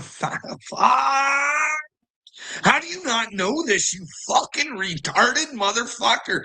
There are people out there fucking hurting so bad they would take their own fucking lives. So I took it upon myself because I made the attempt and I got foiled by my cat. Meow. Meow, meow, meow, meow. Okay, as weird as that fucking sounds, I took a couple days because nobody still knew that I had that in my fucking brain. Yeah, Carl, that's why you went to the mental hospital, buddy. No other fucking reason. Laura Loomer's been put in the hospital 2 times And she's a crazy loony. You can prove it by just Laura proves it with her actions and shit like that. I don't have any actions of being violent or suicidal, but You don't. You just said it right here, bro. You just fucking said it.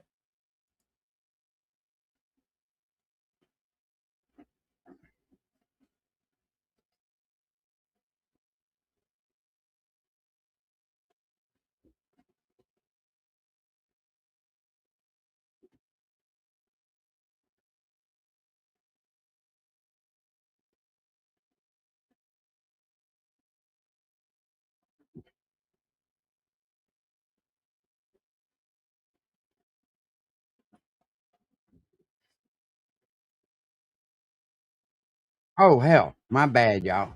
I didn't even. I'm over here playing and listening to this dumb motherfucker. okay, as weird as that fucking sounds, I took a couple days because nobody still knew that I had that in my fucking brain. You know what I mean? You're going to hell for lying, I took Carl. a couple days and I said, hey, Carl, do you want to ask for help and try one more fucking time to want to be alive, Willard? Do you know what that's like, you dumb motherfucker? Do you know what it's like to live inside of a brain that doesn't want to be here because... So if you heard that, right? If you didn't know this idiot and you heard that, what would that sound like to you, right? That sound like a man who's, threatening he's going to take himself out, right? Am I long? Am I lying? Am I long? I started to say, am I wrong? And then am I lying at the same time? This fucking idiot, man. Someone tried to fucking destroy you, Willard. It's all recorded, You are a sick Carla. man, a sick in the fucking brain man who wants people to kill themselves because you want to feel good about yourself, and you're a twisted fuck. You're sick in the fucking head, bud. But it gets worse than that. So you go and you ask for help, and you get what you fucking Rusty need. told me And no. fucking all you needed was a little validation to tell you what your problems might be. I took it upon myself when he told me I was dealing with narcissism. I took it upon myself to make myself better. I said I was and going to make this learned, my intro. And I Either looked, this one or this and one I right here. fucking This is my tried favorite, figuring though, really, shit if out. I'm being And I honest. figured to myself, I'm going to stand up for myself. And I'm going to hate and fucking stupidity. And it is fucking everywhere. But he thinks they fucking know everything, and they will destroy you if they think you're fucking wrong. They won't take a look at what you're doing. Because today, Carl gets a special time out today. Yay, I get to leave the house, and I get to justify my fucking existence to my fucking children. William Swanson, you get to go to God, you motherfucker. You sick little fucking pedophile protecting motherfucker. You get to go to God wanting to fucking destroy me, you little bitch. You get that? You get to do that. Stay the fuck off my phone, you little bitch. Stop trying to contact me. Stop fucking trying. Fuck, man. You get to go to God with this shit. You fucking retard. I've been out here for fucking years fighting for the fucking children and myself. I want myself better too. But that can fucking, you can't do that. You can't ask for help around here because every time you fucking do, someone wants to smash you because they might find out they're the reason you need fucking help. And they don't know that they need help because they're sick in the fucking head. And they just fucking, I hate this fucking place. I fucking hate her. I fucking hate this fucking. See what you fucking filthy, dirty, disgusting fucking humans, you vile motherfuckers, do to each other. You want to destroy me and make it so I can't be around children? Guess what, Swanson? You get your fucking wish, motherfucker. Because I'd rather die than give up God. I'd rather die than pump fucking chemicals into myself. And it's an extreme possibility because I sat there in the fucking front of a phone, not even a courtroom, where people can fucking see, fucking understand. I what think the fuck's going doctor on. needs to see these videos. I really do. The doctor needs to see these. Overnight, shall we? And I got to justify my right to not have lithium put into my fucking brain because I get excited. Because I don't like children getting hurt. I don't like the Carl, fact like the rest of us do. And I think it's weird that you try to put that off on everybody. Just because you think about kids and sex every day doesn't mean everybody else does, bro. You got a weird fucking fetish with it. And it's quite scary, really. But yet I have to come out here and say 5 fucking times, I'm fucking so crazy. And Lauren Loomer just that it was necessary to put lithium in my brain because I want the truth. Because I think elite pedos are ruling the world. Hey, Carl, and you know what tops it all off is I have the video where you say that you know how to trick and fool the doctor into thinking that you're okay. I've got that video. I think that needs to be sent. Yeah, I think they need to force you to get help because you ain't going to get help on your own. You're not smart enough to. I think God's real, and if we're not with the truth, then we'll go to hell if there is a hell. Oh, there's a hell, Hey, and you're little going me, because you're a think liar. about the truth, bud. Think about where you are on the truth, and think about if you want to continue to go this way, bud. But if you want to play the game, we can play her, bud. Because, well, what if, little me? And I'm not saying this is true. I'm using my imagination, okay? Remember, I think I'm the Mashiach. But what if I'm player one? This motherfucker just say, what if? And the Father has sent me out on another mission. Or I was just wondering the same thing. maybe I'm here waiting for my brother Jesus so I can fucking relax. Oh, I want Jesus to come. Fuck, I don't like dealing with you people. I don't. It's gross out here, bud. I don't like thinking the way that I think. And nobody prove me wrong. It fucking is driving me insane, dude. Fuck, I don't want to think you're this stupid. I don't want to think you don't want to protect your children. I can't believe you'd be that fucking stupid. Are help me come to the understanding that you aren't the fucktard I think you are.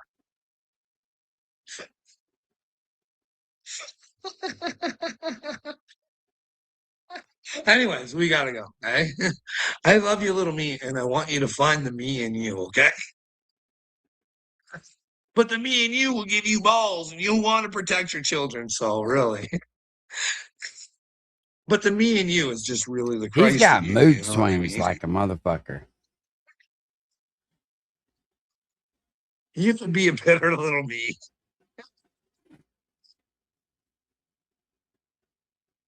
Ah.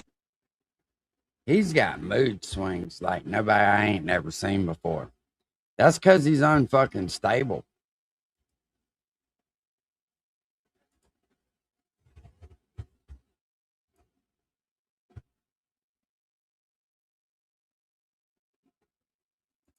I mean, what kind of man puts this shit right here on fucking YouTube? Can someone please fucking help a fucking person out?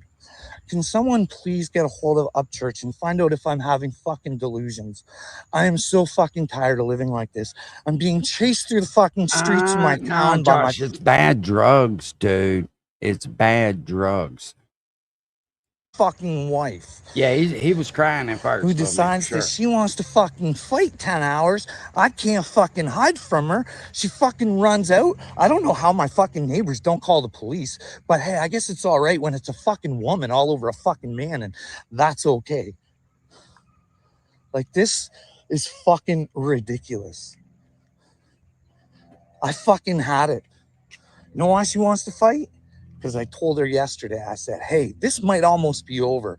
Upchurch was in my comments. Maybe I can find out if I'm a fucking crazy person.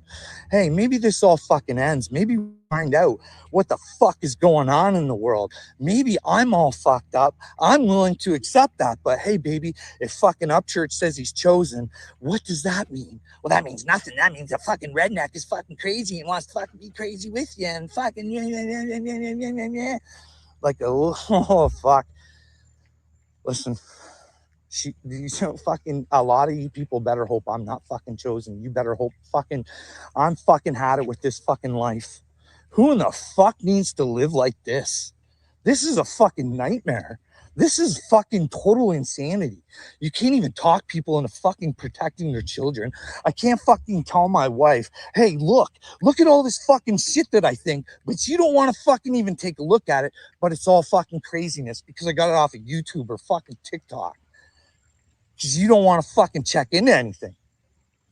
This fucking bitch, this fucking cunt wife of mine, I don't care what you say, little me. She's a fucking just a little me, just like you stupid cocksucker. This fucking bitch is gonna fucking bite every piece of fucking karma she ever fucking brought my way. Motherfucker locks me up. Fucking, I can't even get the fucking police to fucking say, hey, you're not allowed to lock them up anymore. But every time I fucking take them, they're like, we don't know why we're taking you. But I have to fucking leave my house. Then I'm fucking being told that they're gonna call the fucking psychiatrist on me. I've been fucking locked They need away to call 5 that fucking fucking times psychiatrist. for because of this fucking cunt. What's up, Listen, little Ringo? me, you want to know something, bud? Her fucking world's gonna crumble. You know why? Because she tried fucking me. When we did the mortgage papers, she went back to the fucking mortgage guy and had some extra fucking papers right, man. So like she felt like she owned the fucking house. 99%, 1% to me. Here's the problem. She's responsible for fucking 99% and I'm responsible for 1. So when this fucking credit card that she's fucking had and fucking tried to manipulate because she sent it to a fucking her fucking nephew's fucking ass. So somebody sent me, I know this is going to be like a kind of set up the race cars each week. It's where they but somebody sent this to me because I was asking about Kyle Busch. So let's just see what the news had to say. I'm just kind of curious. Kyle Busch's racing team headquarters in Welcome, North Carolina. 41 years she has old, the latest Jeez. on all of this for us. Hello, Madison. Hello, Sandra. Yeah, Busch spent a ton of time here. It's where they set up the race cars each week. It's where they would hold team meetings and more. But now there is a growing memorial for the NASCAR legend. You can see people leaving flowers, notes, leaving M&Ms. Many people know about his M&M car as his sponsorship with the candy company is one of the most iconic in NASCAR's history. And fans here are absolutely devastated by his sudden death. It was like a shock to the sport. You know, you're not really ready for it. But he's one of the greats. He's going to be remembered for the end of time. So we don't have many details on Busch's death other than his family saying he was hospitalized earlier this week with a severe illness. We know about a 911 call you guys said we would hear. Sources say that he was in a simulator when he was unresponsive Wednesday. And just weeks ago, he did appear to be ill at a race in New York, reportedly suffering with a sinus cold, and even radioed his team for a doctor. Busch's career lasting more than 20 years. If you combine all the NASCAR series, he won a record-breaking 234 races, more than any other driver in history. And his family, NASCAR, and his racing team say he was a rare talent. He wasn't just known for his gutsy driving, but also his unapologetic personality. He had some awesome post-game interviews. He was competitive, hilarious. This is him after a win in 2018, mocking the crowd booing him after one of his many controversial final laps. And this side of him is what many people are going to miss the most. Just 1 week ago, he won his final race, and knowing the situation now, what he said afterwards is gut-wrenching. Because you never know when the last one is, you know? You never know. Yeah, when so the reporter one asked him is. why these moments never get old. That was his response, but he leaves behind a beautiful wife, an 11-year-old son, a 4-year-old daughter who, based on his social media, were his absolute world. And again, he was just 41 years old. Back to you guys. So incredibly sad. Madison, thank you. All right, John. All right, let's bring in Dr. Mark Siegel, Fox News senior medical analyst. He's on the phone with us. We are getting this turned around. TMZ, which is another property owned by the Fox News Corporation, obtained the 911 call that was made on Wednesday after Kyle Busch became somewhat unresponsive when he was in that simulator. I listened to it. Basically what it said, Doc, was it was a person who didn't really seem to have tremendous sense of urgency in their voice, asking for paramedics to come out, that a person, didn't mention Kyle Busch by name, was on the bathroom floor having difficulty breathing and coughing up some blood. That's all we know at this point. What does that suggest to you? Well, if you add, John, to that, the fact that we know that he was dealing with some kind of sinus problem previously, to me, it suggests number one on the list would be the possibility that whatever he had progressed to pneumonia. With pneumonia, you see coughing up blood and struggling to breathe. If that wasn't fully treated or properly diagnosed, that would be the first thing that comes to my mind, because we know about the sinus infection. Another thing that can cause you to cough up blood is a blood clot, a pulmonary embolus, and that can cause sudden death. So those would be the two main things. But it seems like when you add to this picture that he's coughing up blood and then becomes unresponsive, that this is a primary respiratory problem, a problem with his lungs. Dr. Siegel, we now have that 911 audio. We're going to play it out. Listen. And what's your name? And tell me exactly what's happened. I've got an individual that's shortness of breath, very hot, thinks he's going to pass out, and is producing a little bit of blood, coughing up some blood.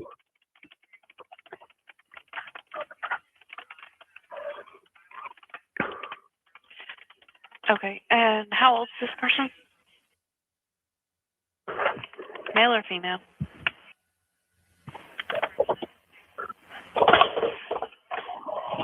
And is he awake? He is awake. He's awake. He's on the bathroom floor right now. Okay. So when you come in, if you could not make it, can you turn the sirens off? Yeah, that's fine. When you get here, and so when you come into the main entrance of the building, the closest way to get to him is if you go to the left.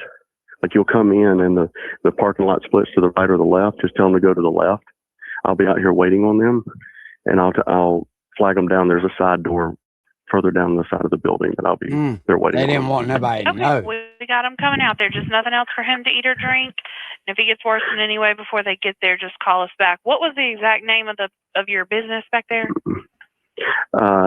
It's called the General Motors Charlotte Technical Center. It's off of Speedway Boulevard.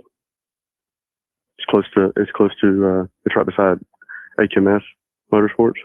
Okay. Hendrick Motorsports. Yeah. We will let EMS know. Okay, we got him coming out there. Thank you very much. You're welcome. Bye. Dr. Siegel, your heart just breaks about knowing the struggle he must have been in for his life at that moment. He was awake, lying on the bathroom floor, as you just heard. Was experiencing shortness of breath. It was hot. He was producing blood, coughing up blood. Thinks he's going to pass out. What more can you take away from that audio? I would stick with my impression, because on top of that, the family was saying he was going to miss the Coca-Cola 600 because of a severe illness requiring hospitalization. That speaks to the pneumonia idea. But the suddenness of that call sounds more like the blood clot. If you're suddenly struggling to breathe and coughing up blood, that's the blood clot. But then the missing thing is that was he experiencing chest pain? So it's most likely going to be one of those two things, that he was developing a pneumonia, that it got worse suddenly, or that he developed a blood clot. And the suddenness of it makes me think of that. Doc, not to say that this is the same thing, but this is very reminiscent of what happened back in 1990 when the Muppets creator, Jim Henson, had been sick for a number of weeks and was suddenly rushed to the hospital in New York City with galloping pneumonia. Was in the hospital for 15 hours and died. I mean, if this was some sort of latent infection that suddenly became fulminant and was accelerating, in a case like that, even with the best medical care, it's difficult to survive. John, I think that's a really good comparison. Yeah, 41 copper top. That's what I was just thinking. 41 years old. My God. Remember, if he had a sinus infection, it can actually progress to pneumonia or even a viral pneumonia, and you may not diagnose it. And, you know, even with someone like him who's world famous, you would think that people would know right away, but it can progress and you cannot get treatment and you cannot get diagnosed quickly enough. And if it was viral, there may not have been a treatment. I agree that that's top of the list. I mean, obviously. Let's see what Trump talking about. And Your worth perfect $80 million. is out there. Go to Yeah, Wix money can't buy a and make dad it back, yours. though, man. You know, that 11-year-old boy and his daughter, that's what's going to be. Children who are my family now. You know, I can stand up. You're right over there. So I guess I just realized early on that I couldn't pick up a weapon and go fight the bad guys myself, but the weapon I had was to work to bring good into the world. And that's what I continue to try to do every day. And I'm blessed that we were able to learn Wells' story. Hey, what's going on with NATO, man? Y'all know about this shit here with Russia and all? I seen where Russia was practicing some kind of nuclear drill or something. That shit's scary right there. I don't know. Putin, she needs a step stool. Yeah, she's right, makes sense. And so you're buying the real authentic bullion if you go to kepm.com/Trish. Again, just part of a well-diversified portfolio. You don't have to take my word for it. Take a look at what the central banks have been doing. Gold surging all through 2026. And while we just have Q1 numbers here, they've been growing and growing and growing and growing. Listen, so as y'all know, scraps a lot, right? And man, I took them little bit of stuff. I couldn't believe it. And catalytic converter paid twice as much over the platinum and that was in it. I was like, oh shit. Kind of crazy, man. Kind of crazy. In continuation here, and that's really helped to keep those gold prices high. So take a look at that when you can. But I would just say, wow, so much going on. But bottom line here is we have a very different environment in which we're now living, where a president, for the first time in like my lifetime, is able to really get stuff done, like really call the shots. I think first time around was kind of hard, right? Because first time around he had all the incoming and he was trying to deal with the incoming. And now he's still got the incoming, don't get me wrong, but he's like, whatever. I'm doing what I need to. I'm doing what I have to get things done. And you guys can complain all you want. And the late night shows on ABC and other networks can go on and on and on and on about me all they want. What the hell is she even talking about? Why? Denying that they moved. Now, Vladimir Putin had something to do with that too, right? It's not all Donald J. Trump. But Donald J. Trump did have kind of a lot to do with it. I think he's kind of the only game in town. I mean, because if it was just Vladimir Putin, they would have been running just like Zelensky was. Please, please, please, please, please. More money, more money, more money, more money. But no, this is Donald Trump. And Donald Trump saying, I'm not giving you any more money. So it actually, whether she wants to admit it or not, is very much Donald Trump and his policies, guys. I mean, he has made all the difference here. Sure. I mean, they got to fight something with Ukraine, given what Vladimir Putin has done. But think about what they did under the Biden administration. We just kept paying through the nose over and over and over and over again. We're not going to do it anymore. And that's the difference between a weak administration and a strong administration. This is a strong administration, and they are delivering a warning to NATO. Times are a-changing, so you better get your act together, all of you, including Spain. Spain has been the worst member of NATO. Bro, and Spain at this hour is being looked at very seriously. I thought about that, right? Whether or not, honestly, I did. I thought about that the other day. I was like, all right, so we're all over. We fixing to go to Cuba. We got people in fucking Venezuela. We got people in Africa. But man, we have got a lot of reserves here too, though, right? And that's what them people are for. I think we'll be just fine. Continue to be part of the club, because let's just be clear. It's not us, and it's not good to its other allies.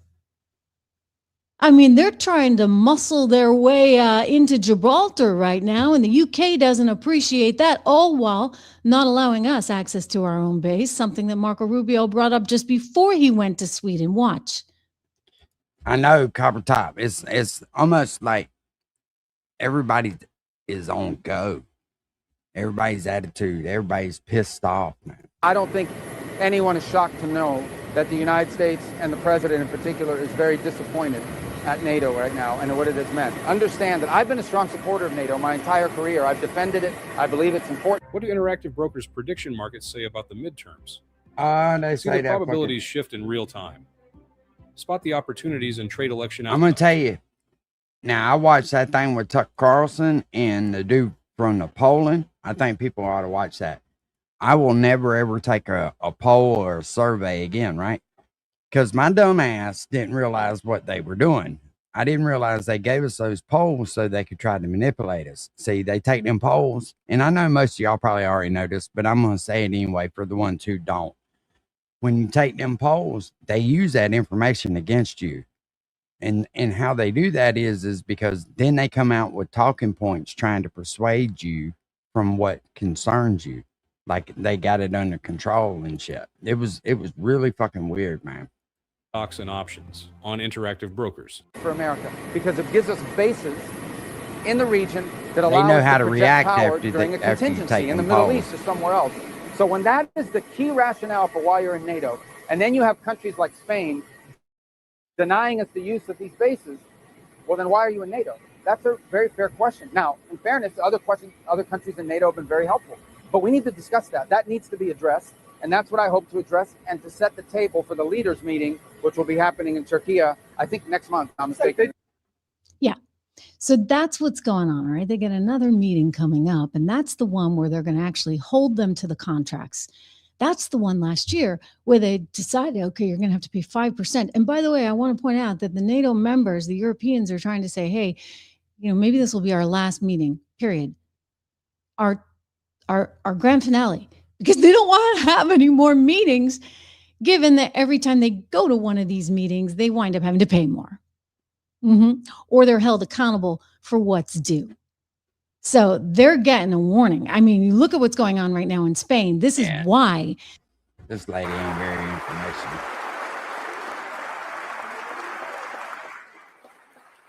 My name is Tom Gorman. I'm not a politician. I'm not a public speaker. I'm a father of whose daughter was murdered by an illegal immigrant.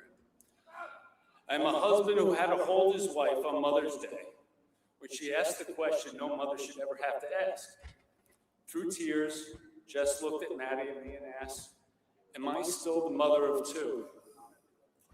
There's no answer big enough for that pain, no words, no comfort, no way to give back what was stolen from our family. All I could do was hold her and tell her the truth. Yes, Jess, you're still the mother of two, because Sheridan will always be our daughter.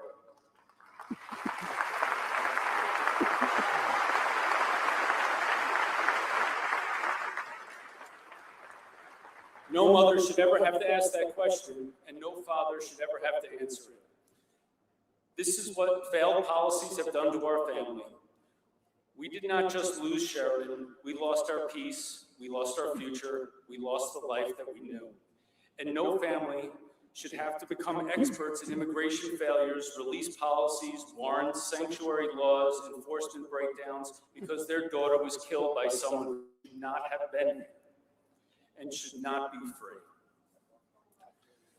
Let me be clear about one thing. Hold on, I'm finding out some information right now. Legal immigration has made America.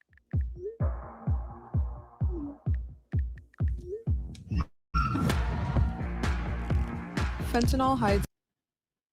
As you can see as well, our Darsha Phillips is live on scene with more. Darsha, what do you know about the evacuation there?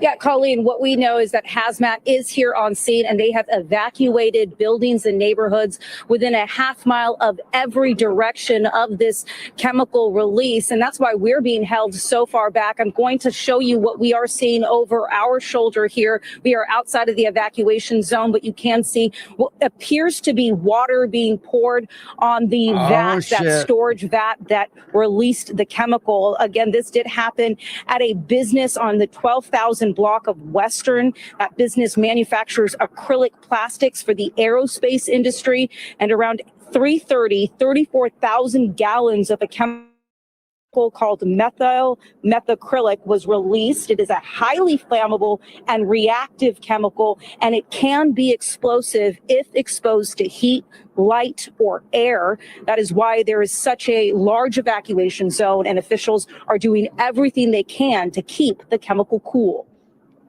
The problem with this chemical is it is a possible flammable liquid, and it does have exothermic properties. Right now, the sprinklers in that are a California? safety feature of the business are actually cooling down the chemical. We may be adding in additional water streams to continue cooling down the material. Now, according to OCFA, the temperature of the chemical is not rising right now, and they're going to keep checking the temperature to make sure it stays that way. And evacuations are from Garden Grove to Orange to Western, again, a half mile in each direction of where this chemical was released. They are taking this very seriously. OCFA says that they have such a large evacuation zone because they want to take every precaution. And as they continue to monitor the situation, they will start to make that evacuation zone smaller and smaller. Well, I'm trying to figure out where it is, Kevin.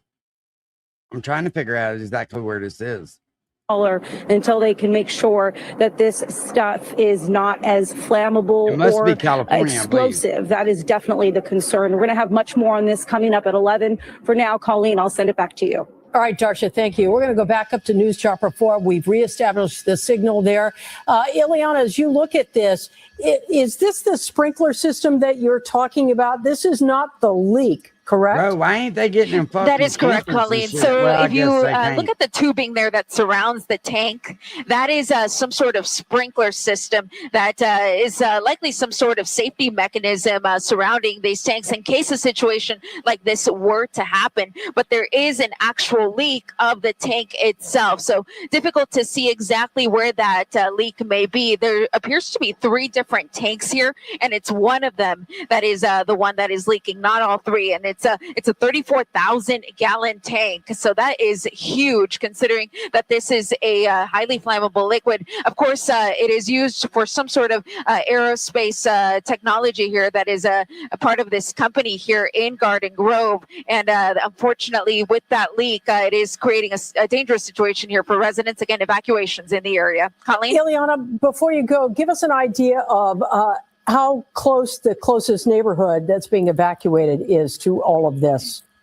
Yeah, let me widen out, Colleen, so I can give you a better picture here. So this is a commercial area for the most part where this leak is located. You see all of these commercial buildings here. But if I just hop over, this is going to be hopping over Western over to the east. That is where we have the nearest residential neighborhood. So this is going to be Garden Grove. We're also right on the border with Stanton. So some residents of Stanton may also be impacted by this leak. But again, right on the border of Garden Grove and Stanton. Colleen? All right, Ileana reporting for us live from News Chopper 4. Once again, we're going to keep a very close eye on the situation there. Several neighborhoods evacuated in Garden Grove, perhaps Stanton as well. This is a highly flammable leak, and we'll keep an eye on the situation. We'll have more as it becomes available, and definitely more tonight at 11. So let me read this. As you can see, let me read this little. Residents and business across multiple streets in Garden Grove were evacuated for a second time on Friday, May 22nd, after vapors released from the tank containing an industrial chemical used in plastics and manufacturing at aerospace plant. 2 evacuation centers have been set up at the Garden Grove Sports and Recreation Center, the station City Hall, and Community Center. Although activation areas extend slightly south of the 22 freeway, the highway remains open as of 1:50 p.m. Under California, oh shit, something else came up.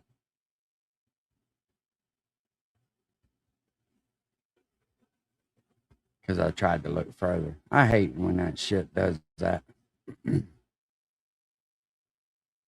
I can't get it to log off there. Damn. A Dollar Tree gonna turn into $5 tree. No shit. No shit.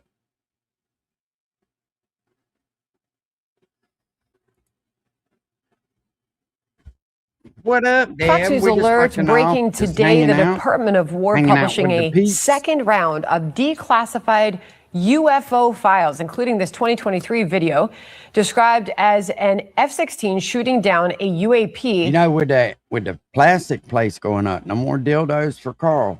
In kinetic interaction over Lake Huron. Chief Congressional Correspondent Chad Pergram reports live on Capitol Hill on all of this for us. You have our attention, Chad. Sandra, good afternoon. More pictures, more videos, more answers? Well, not necessarily, but certainly more questions. The Pentagon released this wave of files after a request from House members. Florida Republican Anna Paulina Luna advocated for the release. We have been stonewalled. We have been blocked. We had witnesses intimidated. We had even former members of AARO, the director, actually attacking our witnesses. And so there is a group of us, bipartisan and bicameral, and people within the intelligence agency that are pushing to ensure that this directive is met. One video comes from a Coast Guard infrared sensor. It shows an object detected in April 2024 flying near a plane in the southeastern U.S. Another video is labeled Syrian UAP, instant acceleration. The Pentagon says this video comes from an infrared military platform and was classified. Videos are one thing, but lawmakers want more. This is the kind of information that I keep getting presented. It doesn't mean that we don't stop looking. And so the White House and the ODNI is looking for the next places to go investigate. Now, the Pentagon's office studying UAPs says there's no evidence these videos reveal something from outer space, but it concedes that the military can't explain what's seen in some of the videos. Sandra? We're intrigued. My goodness. Chad Pergram on that. Thank you. John? Thank you. Be sure to like and subscribe for all the Fox News latest on YouTube and catch full shows streaming now on Fox One. Not on YouTube. As you can see as well, our Darsha Phillips. You would think they would be live over there.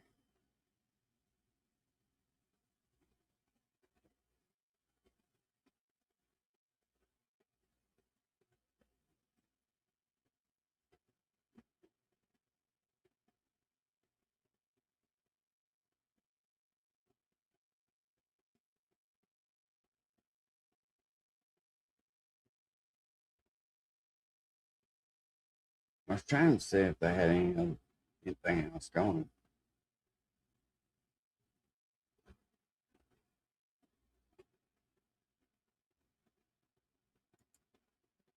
A hazmat situation in Orange County has forced thousands of people to evacuate. A 34,000-gallon storage tank spewed toxic chemicals into the air.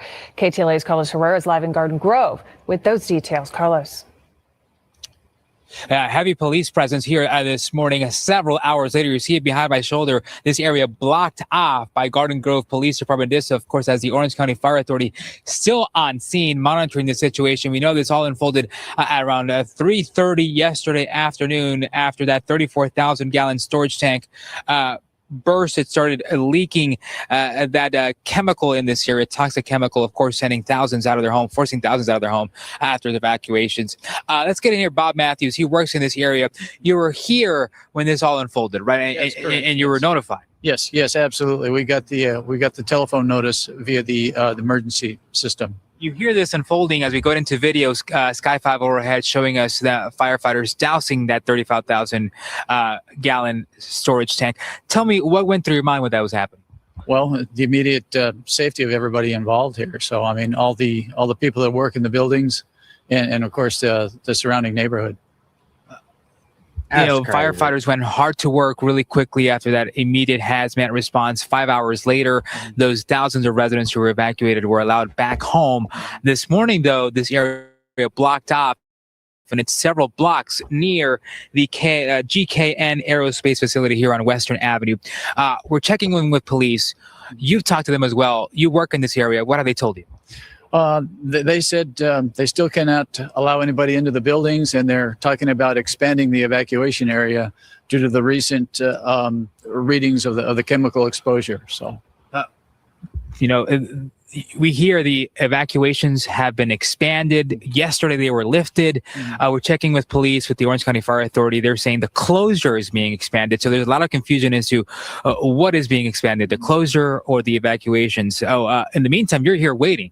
Yeah. I'm waiting for my employees to show up to just give them instructions to go back home and wait till further notice. So it's a little Yeah, disappointing. drive on in but so I they can have tell you to do go what they back have home, to do. motherfucker. So, At gas at $7 a gallon in California. What a good boss. You're just going to Hell yeah. assume that Need you're to work gone for for today, him. right? That's correct. Yes. Yes, we missed a production day, but we'll be back on Tuesday. Really concerning what happened here yesterday, right? Absolutely. Yes. Yeah. Let's hope that they completely take care of this mess, and then there's no safety issues with anybody involved. Bob Matthews here. Thank you. You work in the area. Hopefully, you're allowed back in soon. We have to take care of the situation Let's again. hope they take care of them. Breaking news. What A the Minnesota fuck? judge has just sentenced the mastermind behind don't the cry, Feeding Our bitch. Future fraud scheme, Amy Bach. She just got more than 41 years in prison. The prosecution is asking for a 50-year sentence, defense about 3 years. So that's somewhere in the middle that they got that, but closer to what obviously the prosecution wanted. The scheme involved the theft of nearly $250 million in COVID funding. That money was meant to feed hungry children. State leaders claim they were unaware of the fraud. Here's what Amy Bach told our Alexis McAdams from jail back in January. I honestly believe Keith Ellison and Governor Walz need to be held accountable. There needs to be an investigation done. If they weren't aware, that's concerning. So if she's going to prison, is there anybody we know the names of who should as well, is the question now. Senior correspondent Mike Tobin. Anything that maybe Keith Ellison, the AG, is saying these days, Mike?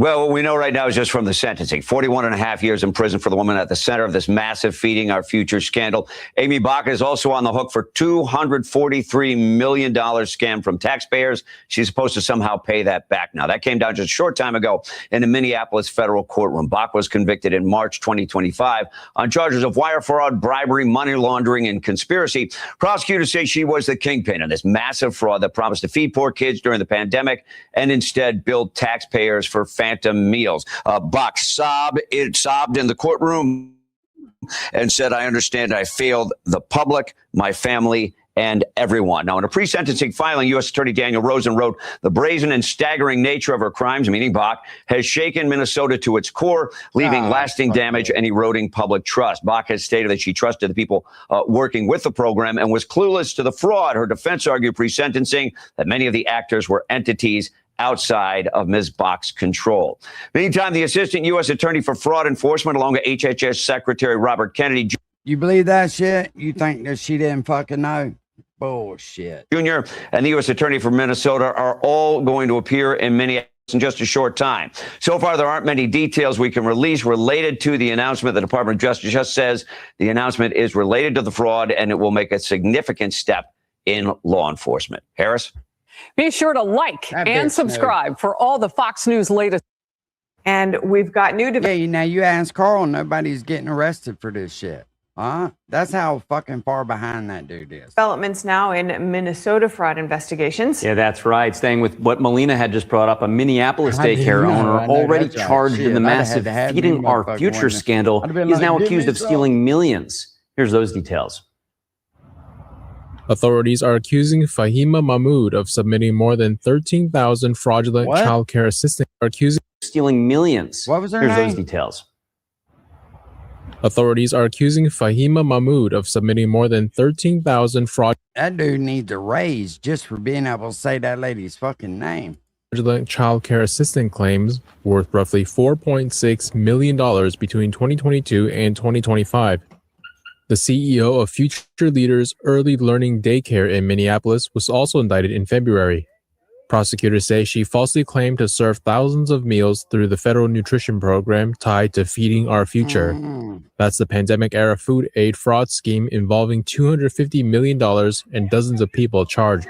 Here at Future Leaders Early Learning Center, this building received Future Leaders Early Learning was featured in a viral video by influencer Nick Shirley. Get him, Nick. It showed apparently empty child care centers and helped trigger a federal response.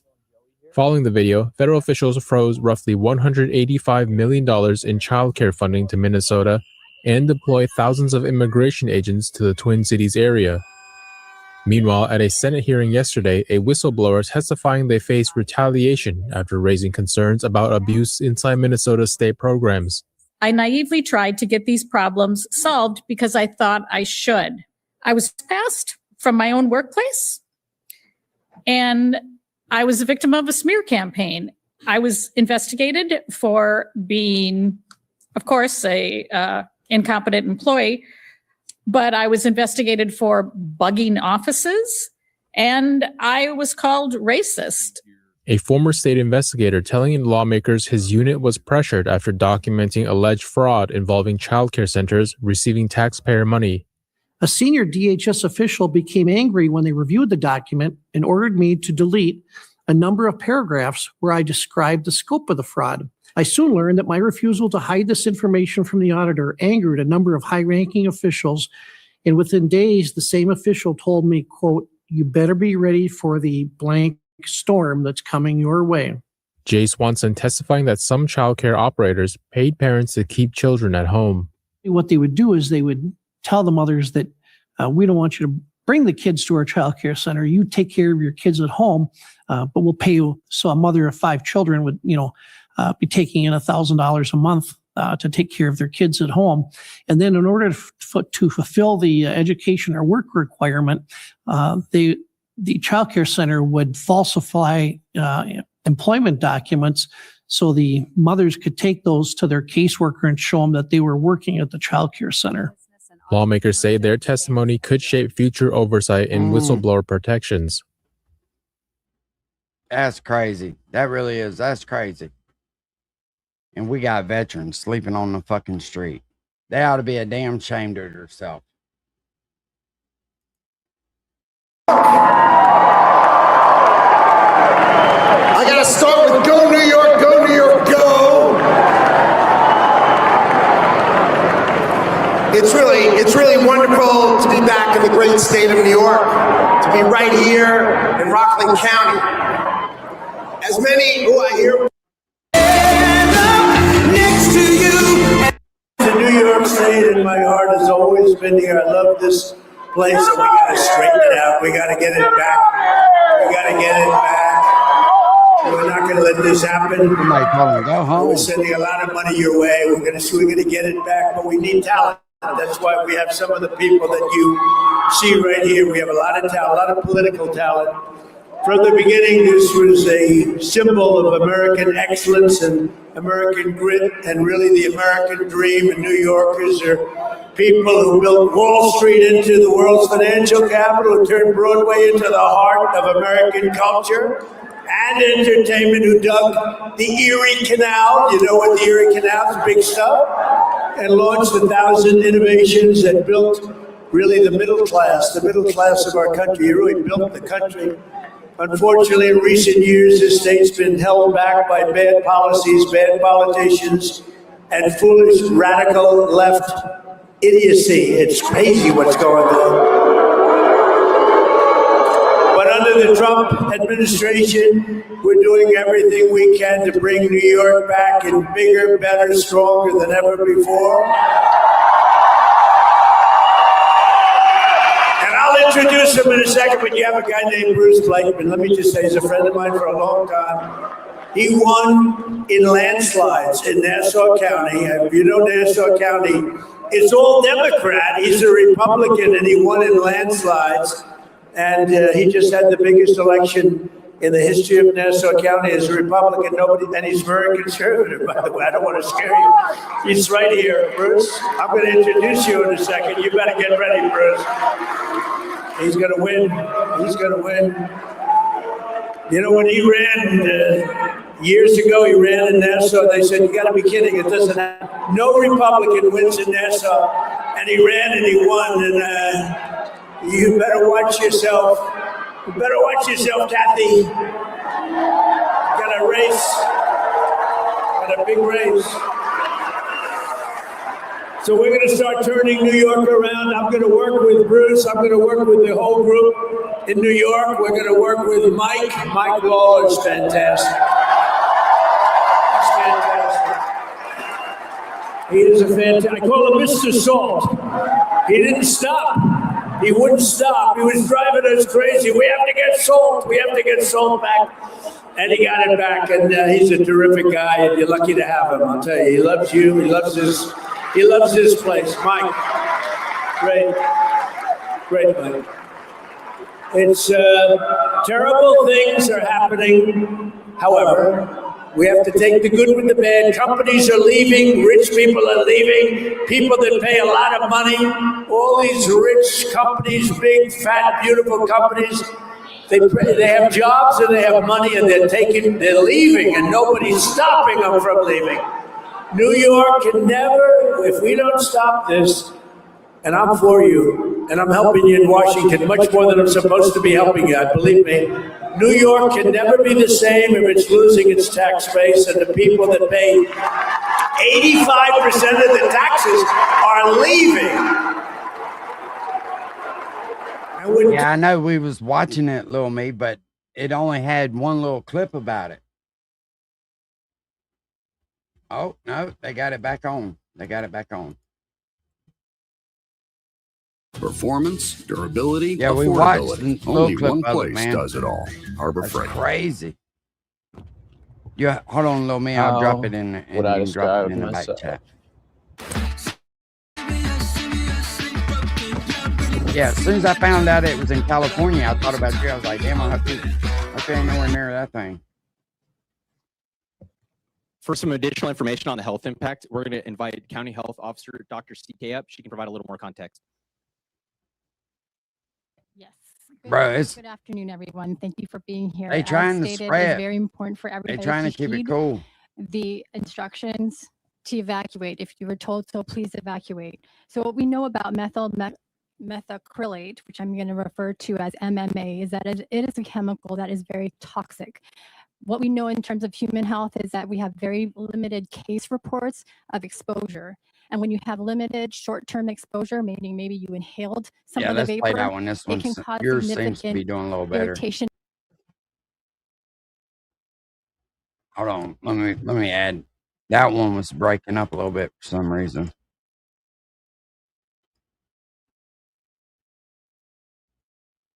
Is dizziness. At very high levels, it can really cause severe respiratory distress and hospitalization. And this is where we really need everybody to heed all of the evacuation orders. Bro, all them in nice terms of campers sitting right there long-term too, man. But I'm sure they couldn't get them. But long-term daggum. consequence, it will affect other organs. In terms of the birds and different animals are affected differently. Again, I'm working with EPA and South Coast AQMD, different specialists, to provide more information. And again, the reason why the evacuation zone was expanded was to take into consideration the potential of a plume. So again, if you're in the area and you were told to evacuate, please evacuate.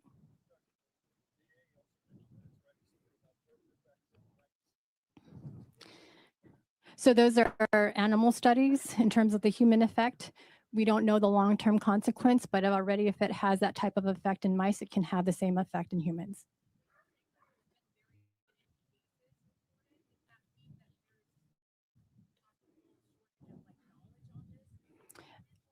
Yes, this is a unique situation. We don't have information of a similar situation where this happened, right? So we're going into unique times and we have limited information. We know it does cause irritation. We know on the occupational side, people who work with this material are this advised Ixmel's shit. You trying to get me struck, bro. Ixmel be struck us. Let me go back to the other one that I had up there.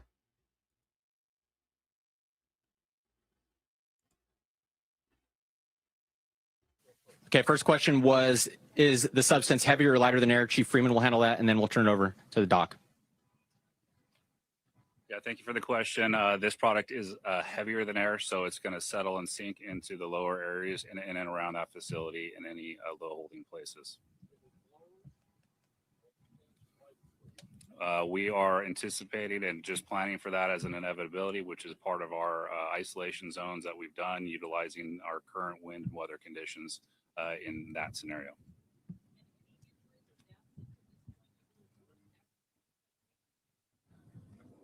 No injuries or deaths at this point. Folks, so we're going to finish his other part of his question, and then that's going to be it for today. So, Doc, if you'd like to come up and explain the potential impacts if somebody was to inhale the substance.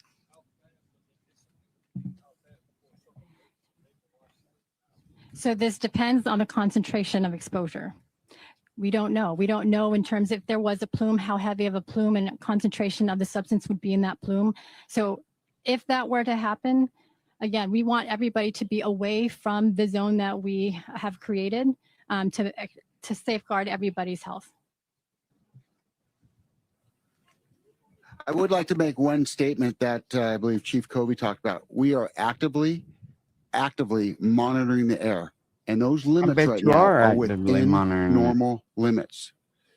We are actively monitoring them. They are within normal limits. I just want to make sure we're clear, and we're going to continue to monitor them. All right, folks, that's going to conclude the speaking portion of the press conference.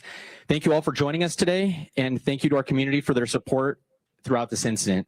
Please continue to follow OC Fire Authority on X for incident updates. Thank you.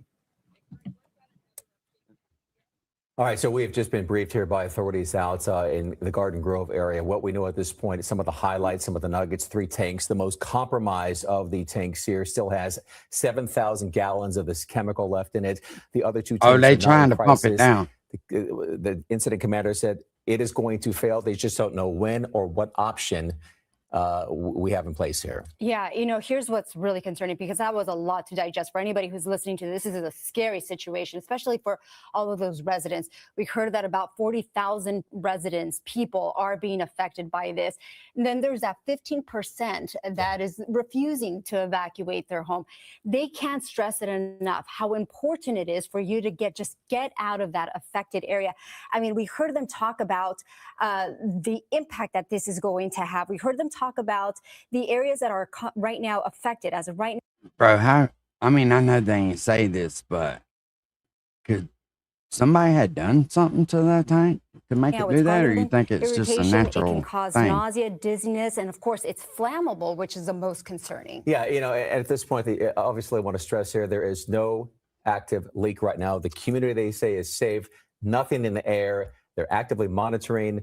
And how appears to be how at easy would it as be of right now? We talked about those evacuees, 40,000 people, about 15% of those folks have not complied with the order. They stress, again, very stern ask to go ahead and follow those warnings. Speaking of the evacuees, NBC4's Amber Frias, she's in Garden Grove. She's speaking with some of these evacuees all day long. Amber, what are they telling you? Hey, Michael, Annabelle. Well, people out here are freaked out. They, first of all, don't really know what's going on. They don't know what's going to happen. It's that uncertainty of not knowing whether something is going to explode or whether it's going to spill that's really keeping them on edge. And like we heard in this news conference from officials, really, they are looking at only two outcomes that aren't good. Either one, the tank explodes, or it spills those 6,000 to 7,000 gallons of that toxic chemical that officials say could cause respiratory issues, eye and skin irritation. So yeah, definitely very scary situation for people out here. Like you mentioned, there are 5 different cities across Orange County that are impacted: Buena Park, Cypress, Westminster, Garden Grove, Anaheim. 40,000 people that have been asked to evacuate, and officials really, that's their number one plea. Just get out if you are in this locations, because again, we don't know what's going to happen. There are 2 scenarios. They say it's likely one of those two is going to happen, but they don't know when. But yeah, right now the situation is calm. We're not seeing anything in the air. The official said that the air quality remains what it usually is around this time. But yeah, we just have to wait and see. Now, other information they said that they're working on. Now, they are preparing for both scenarios. They mentioned that if it were to spill, they have already created sand containment walls around the tank to prevent it from going into our stormwater from getting it out there. But of course, those fumes are still going to go up into the air, and that's why it is very important that people directly in the area evacuate. So yeah, very, very serious situation out here. We're just on standby to see, any development. But for now, I'll send it back to you guys in the studio. You know, and what's so concerning about this also, Amber, is the unknown, right? At some point, they say this is going to fail. At that point, we are going to react to that failure. So whether it be one of those two options that we heard Amber discuss, right?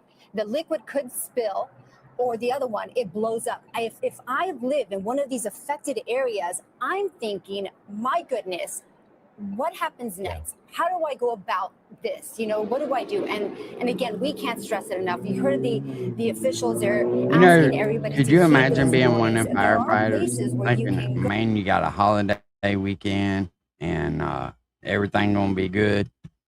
You got some crisis like this shit going on? And protect yourself for now.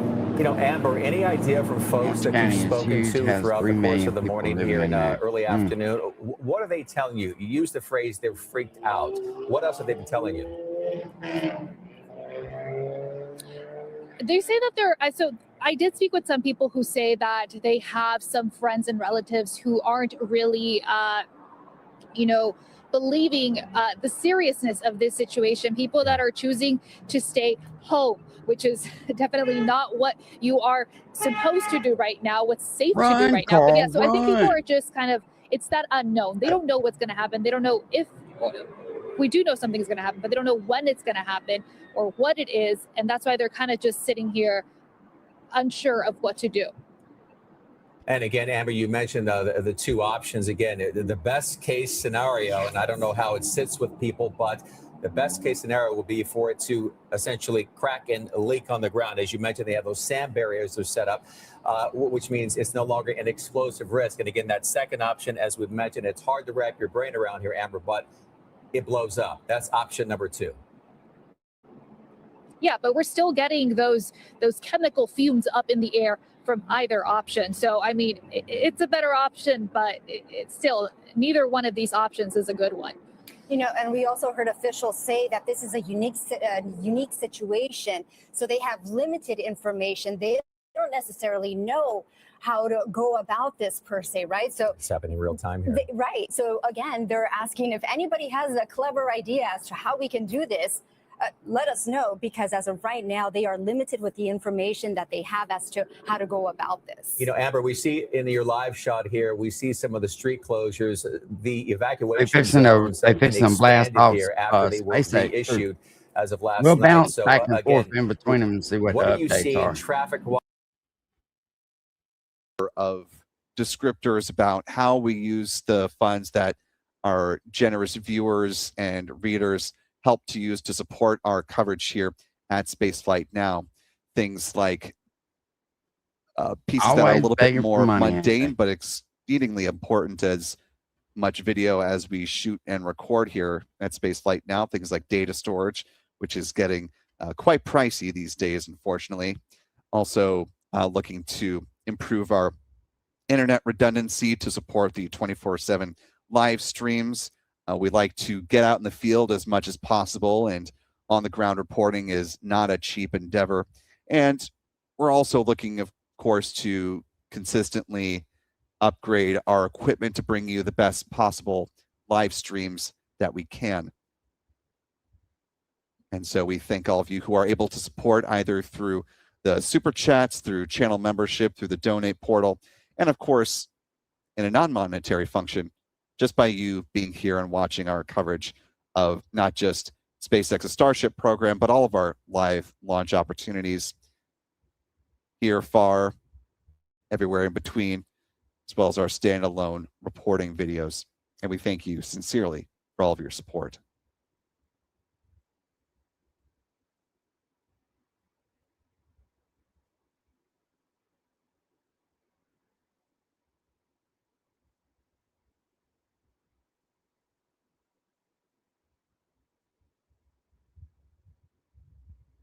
Speaking of that super chat function, I want to thank channel member Daniel H for this $10 super chat, saying very kindly support Spaceflight Now, and we appreciate the extra boost there, Daniel. Also want to thank Daniel for gifting a Spaceflight Now membership, and thanks to our newest channel member, beyond the one who was just gifted. Be sure to thank Daniel in the live chat if you haven't already. But a thanks to our other newest channel member, Jim Demanch, who joined earlier in the broadcast and then upgraded their membership to the mission specialist level.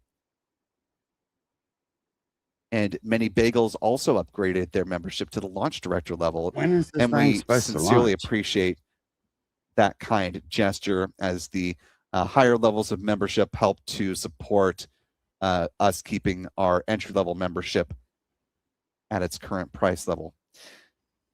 Time now, T-minus 54 minutes, 30 seconds and counting. In the latest update from SpaceX, the company reports that the Starship team has pulled go to proceed into propellant load today. Certainly good news, and we're seeing that visually reflected by the increased vent there in the center of the tower at Pad B. Similar to the big vent over at Launch Complex 40, as well as Slick 4 East over at Vandenberg. The big vent is a good visual indicator that teams are progressing towards loading liquid oxygen on board the respective rocket upper stage. Seeing some additional venting from the tank farm there as well. SpaceX, with their Starship rocket in its current configuration, will begin the fueling process by loading liquid I had oxygen no or idea LOX on somebody- board the ship's upper stage, and that's set to begin at T-minus 38 minutes and 53 seconds.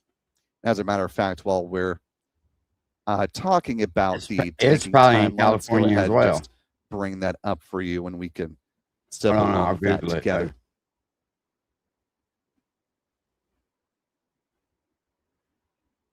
Like with a Falcon 9 rocket, SpaceX can make the call on the start of prop load a little bit ahead of their advertised time on their launch page, which has happened, as just reported.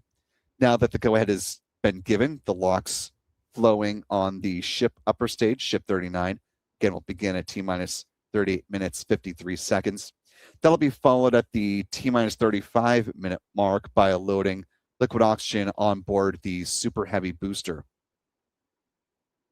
SpaceX adjusted the fueling order as compared to previous Starship launches, where we've seen them start before with the fuel South on Texas. the rocket.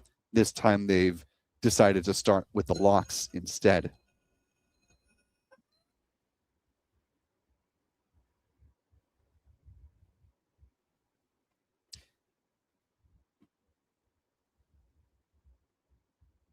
T-minus 34 minutes, 43 seconds is when SpaceX will start to load liquid methane, or the fuel, on board the Super Heavy booster. Last fueling milestone to start is at T-minus 32 minutes, 59 seconds when ship fuel load begins. The Super Heavy booster has a propellant capacity of about 3,600 tons. Shit, That's I'm thinking about compared going to to the boat the my damn self. No, ship they're in upper South stage, Texas. which They have can what it hold about says. 1,600 It's tons kind of of warm propellant. today. Air conditioning. All told, a fully fueled Starship rocket weighs about 11.5 million pounds in total of, or 11.5 million pounds propellant, I should say. Moving along in the count at T-minus 21 minutes, 30 seconds is the Raptor engine chill down. There are 39 Raptor engines on board the Starship rocket, 33 on the Super Heavy booster, and 6 on the ship upper stage. 3 of those are sea-level engines, like with the booster, and 3 are Raptor vacuum engines. Skipping ahead a little bit here in time as propellant load wraps up. It'll start or conclude first on the booster at T-minus 2 minutes and 50 seconds. And then about 40 seconds after that is when ship prop load will wrap up. As we learned in the broadcast yesterday at about T-minus 1 minute and 40 seconds, that's when SpaceX will conduct the thrust vector control checkout, also referred to by the teams as the engine wiggle test. We'll see a little bit of shifting if they've got the cameras up on the engines at that point in the count. A little bit of actuating with those main Center 13 engines on the Super Heavy booster. 30 seconds before what will hopefully be liftoff, we'll hear the SpaceX launch director confirm that they are in fact go for launch. And the director today is Ty Huntington. 17 seconds prior to liftoff, the flame deflector will activate. 3 seconds before liftoff is when the Raptor engine ignition sequence begins.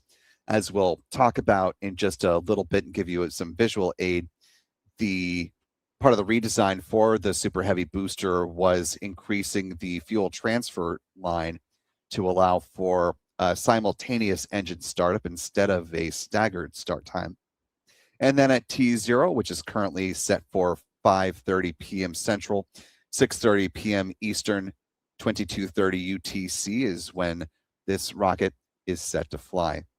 Of course, we'll let you know if there are any adjustments to the launch time today, but as of now, SpaceX is progressing towards liftoff at the opening of the window.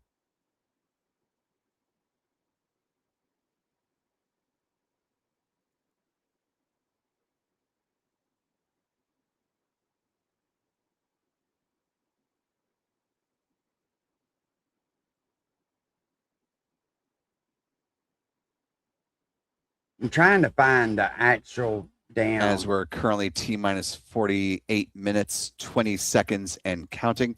We're about to be joined by Stephen Clark, space reporter at Ars Technica. So don't go anywhere. We'll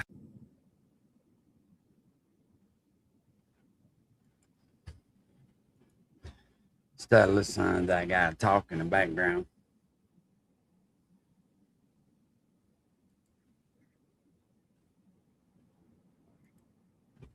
Well, watch it like that. 47 minutes. Hey, would any of y'all fucking step in a rocket like that and let them launch you into space? Unc says, hell no. Hell no.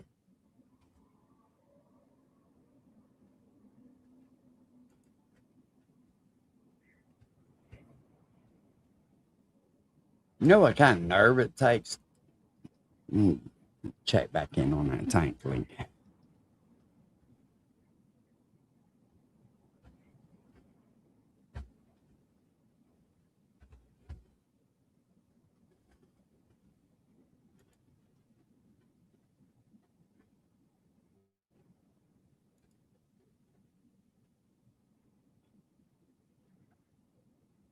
Michael and Annabelle, do you have anything further you'd like me to ask Captain Greg Barta here? You can talk to me in my ear. Yeah, Andy, really quickly, they've expanded the evacuation zone. What do we talk about in terms of perimeter? Is it at a mile? Is it 2? Is it 3?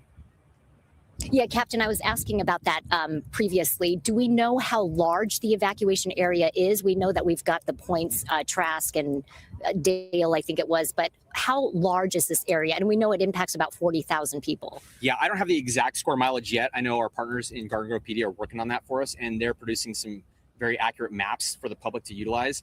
But those road closures and evacuation zones are in place. Okay. Safe to say it's a few, several miles, a square radius of...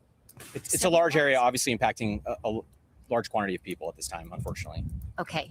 Captain, thank you so much. Anything we're missing to ask? Anything we should be asking? No, just again, a reminder for the public to please heed those evacuation warnings, and thank you to everybody that is cooperating with us. Are we anticipating a next update anytime soon? So our plan is to provide updates regularly for everybody in the media and the public to keep them aware. Okay. Captain, I want to go back to the previous question of just, do we have a timeline as far as the chain I of wouldn't want events? to be ever dealing with that what is happening shit right either. now in terms of keeping an eye on that compromised tank? What is it doing right now? Yeah, so we are constantly monitoring it. We have our drone team on site. We have our hazmat team on site. So we're monitoring it from the air, and we have atmospheric monitoring being remotely done too, to kind of monitor if any changes are occurring in lifetime. Okay, great. Captain Greg Barter with the Orange County Fire Authority. Thank you so much. Michael and Annabelle, we know that this is a chemical called methyl methacrylate, that there are 3 tanks on the facility of that manufacturing plant on Western Avenue. It's called GKN Aerospace. Among those 3 tanks, there is that one that is compromised. Potential of 7,000 gallons of this chemical, which we heard the health officer refer to as MMA, that there are 2 choices here. Neither of them are good. They want that tank to crack. They want that 7,000 gallons of this liquid, of this potentially volatile liquid, to pour into the parking lot, because at least in that case, it is somewhat contained. The other option they don't want to happen, and that is that this tank is going to explode. That is why they want these 40,000 people who live in this evacuation zone to really take it seriously. Again, Michael and Annabelle, you did hear the sense of urgency If in they the know officials' how many voice. people- That was pretty apparent. Listen, if they know how many people that live in the evacuation zone, you mean tell me they don't know how many square miles they've evacuated?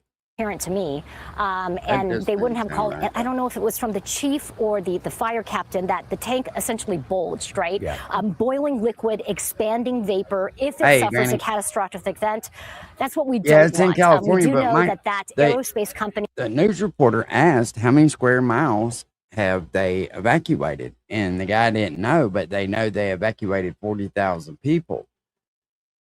And it seemed like it would be easier to say, hey, well, we evacuated, 5 square mile radius than to, and I don't know. It's just a little minor Are detail. neither of which are good options. We know that this is an inconvenience. You got people like it's this right frightening here for just people standing who are back here, impacted by this. old man in And shorts as and Amber mentioned, they've been dealing with slip-on this since shoes. yesterday, It's like, right? come So on, this Pop, was the first call let's about go fishing or 3:30 something. Let's get yesterday the hell away afternoon. from here. They were told to evacuate. Then, everybody thought that the progress was good, but then they reinstated those evacuations. I'm sorry, they were let back in about 9 yesterday evening. And then this morning, about 6:45 in the morning, OCFA reissuing those evacuation orders. And then here we are, fast forward to this afternoon, that it seems as though things have become much more urgent. And we're hearing potentially what this chemical can do, right? Again, the best case scenario is for that tank to crack, for that 7,000 gallons of liquid to pour into this parking lot where they have barriers and it is contained. Eddie, they actually, when they lifted the evacuation orders, they believed that the cooling in the tank was actually working. And again, the evacuation orders were lifted. And then a damaged valve sort of interrupted the mitigation process. And then here we are back to square one. But when you hear words like highly toxic, flammable in its current state, extremely reactive, I mean, that doesn't sit well with a lot of people who are very within close proximity of this none plant. of these chemical It doesn't plants sit- should be in any kind of residential area, right? There shouldn't be houses around none of them. Just like I don't get that, why they allow that, right? Residential commercial zoning.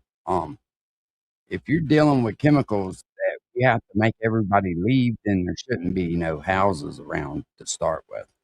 Well, and come up with these solutions because Yeah, we keep going right, back Granny, that's to, why I was just that's why I was saying. It was concerning to hear that, right? Coming from top officials, that there's only 2 options here and neither are good scenarios. I think he said, in a weird world, that's the best case scenario, that it is no longer expanding, right? And it's no longer an explosive matter and they can somewhat contain it. The other option, he says, it will blow up because it is highly volatile, highly toxic, and highly flammable. The quote that I wrote down is, "The thing is going to fail. We don't know when." Here's something important to keep out there. Right now, there is no active gas leak. There's nothing in the air right now. And we heard from the AQMD, or at least a representative from the AQMD, that right now the air around is, coming out, monitoring at a normal level, right? But again, a very serious situation. People need to get out of their homes, specifically those 15% refusal rate out of those 40,000 people who live in that zone. This is one of 3 tanks experiencing an increase in When that temperature. one goes, that it's was gonna the take first another one response with at it. 3:30 yesterday afternoon. OCFA says they got on the scene within 6 minutes. Through the day, the vapor conditions improved. They thought they were making progress, and that's when that initial evacuation order was lifted, right around 9 o'clock in the evening. Everybody went back home. Again, 6:45 this morning. I think the fire chief said he got woken up at 4 in the morning saying, okay, things are changing here. There's been some sort of challenges, and we learned today that those challenges had to do with that faulty valve. Right. So that's what they're dealing with right now. Again, 1 of 3 tanks. The one that is most compromised is the one that they're really keeping an eye on. And again, that's the one that we want to see, that option number 2 for all of that chemical to go into the parking lot. That is the best case scenario. You know, Hetty, they called this a large-scale operation. They say that this is a dynamic situation. Again, they can't remember the last time, if any, they experienced something like this or anybody else experienced anything like this. So again, we just want to point out the areas that are currently being affected. Those are Garden Grove, Stanton, Anaheim, Buena Park, Cypress, Westminster. And I do want to give out a phone number that will give us updates throughout. That's 714-741-5444. It's, you know, a lot to swallow, a lot to digest. It is. And Hetty, you're there with officials. Can you kind of set the stage? What's the temperature of officials there where you are? Well, they dispersed pretty quickly here after the presser, but you know, I can tell you that while we were here, it was certainly a unified command, right? There were people here, there are people here still here in the parking lot from, you know, the Garden Grove Police Department. Again, the mayor is out here, Supervisor Janet Nguyen is out here, and of course OCFA, and they were.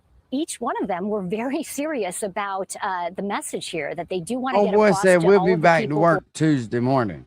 That's what he said. Or impacted, that this is serious, and perhaps, you know, when people hear, oh, there's an evacuation warning or an order, you know, sometimes they're like, okay, we're going to be okay, we're going to be fine. It was a little bit of a different temperature, I would say, wouldn't you say, listening to that presser? And we heard from CK, the health officer here in Orange County, talking about the potential, right? Like this is could have serious respiratory illnesses, hospitalization. You know, on a smaller scale, it could irritate the skin and the eyes. And that's why throughout the day we saw and heard the evacuation zone expanding, right? Like it was started off small, and then I think it's, you know, obviously several square blocks. Again, we heard the sirens coming into this press conference really all around the surrounding areas. So it certainly is serious. To answer your question about the temperature, I certainly think that there's some serious concern here, and they want to really relay that to the people who are impacted by this. Again, this is a chemical that could be highly volatile, highly flammable, and toxic. It is called methacrylate, and this is coming from a manufacturing plant on Western Avenue. We did get a statement from JK Aerospace. I don't have that with me right now. Michael and Annabelle, if you do, they did respond to our inquiry. But again, one of those tanks on their facility compromised, fully compromised, is what we heard from officials there, and they are watching it closely. I almost feel like there was a call out to anyone else, right, who has some background with this chemical, to call them, because right now there's only 2 options, and you heard that, right? I mean, there's wonderful people who work here, certainly experts when it comes to this field, but I almost felt that the chief was saying, listen, if there's anyone who has knowledge about this chemical and has a way to mitigate the issue here, to please let us know. Did you get that feeling, Michael and Annabelle, as well? Absolutely. Certainly did, yes. And again, it was very direct. But we also want to point out, as we don't want to be alarmists here, but we heard from officials there is no active lake heading, and you've hit on that a couple of times. The community is safe.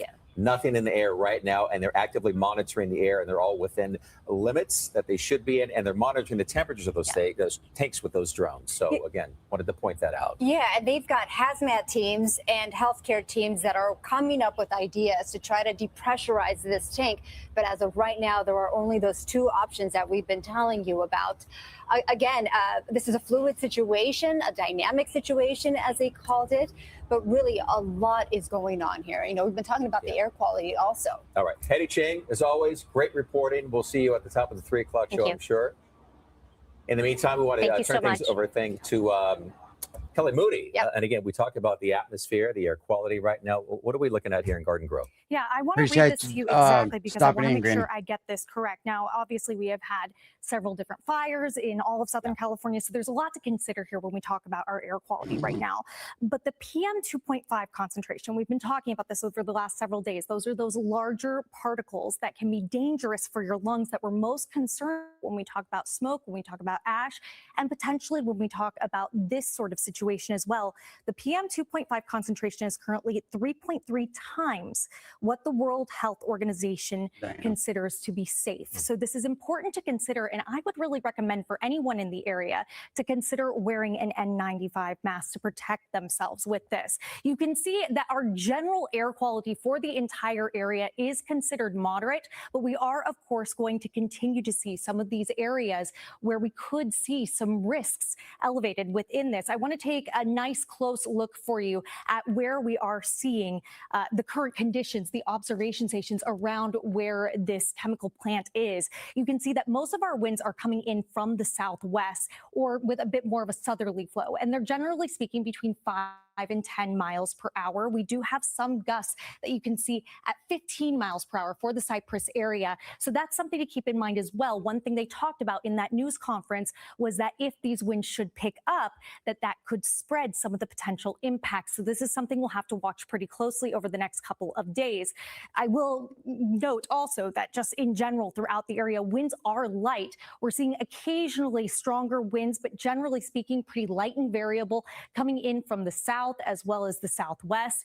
As we look ahead, and I want to give you a nice tight look on areas in Orange County, the Inland Empire, keep an eye on this area here using Orange and Irvine sort of as your metric. As we head into the evening hours, things get quiet with those winds. We continue to watch those winds pick up again with just gusts up to 15 miles per hour, which isn't too bad. These are your peak wind gusts. So let's check breezy back in at on best the- throughout your Saturday I'm afternoon. gonna keep her playing and in into my Saturday ear. night. We keep things pretty. Anything comes up, I'll go back to it.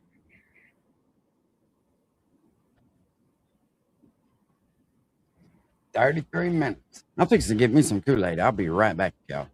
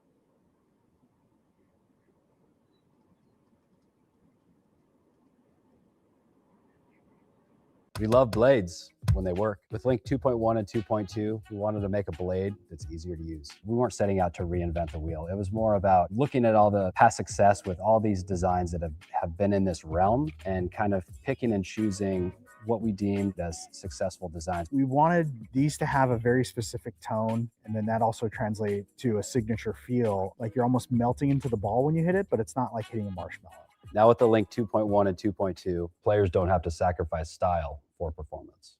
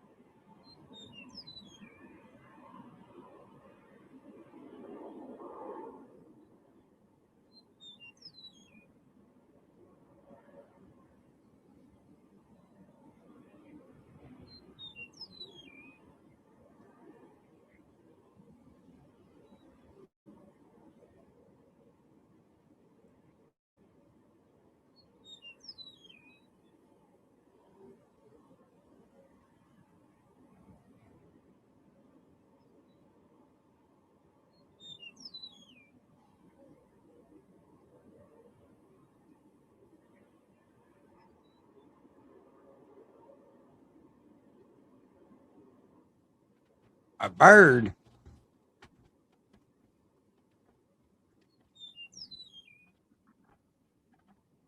I heard it. I heard it just then, Josh.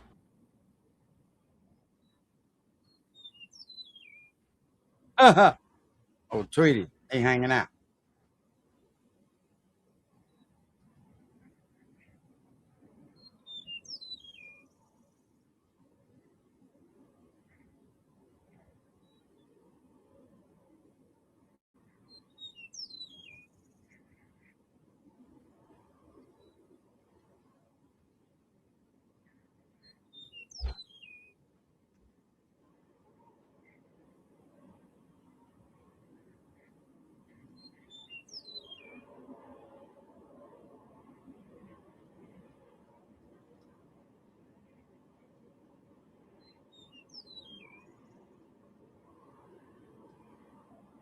Right, Kevin?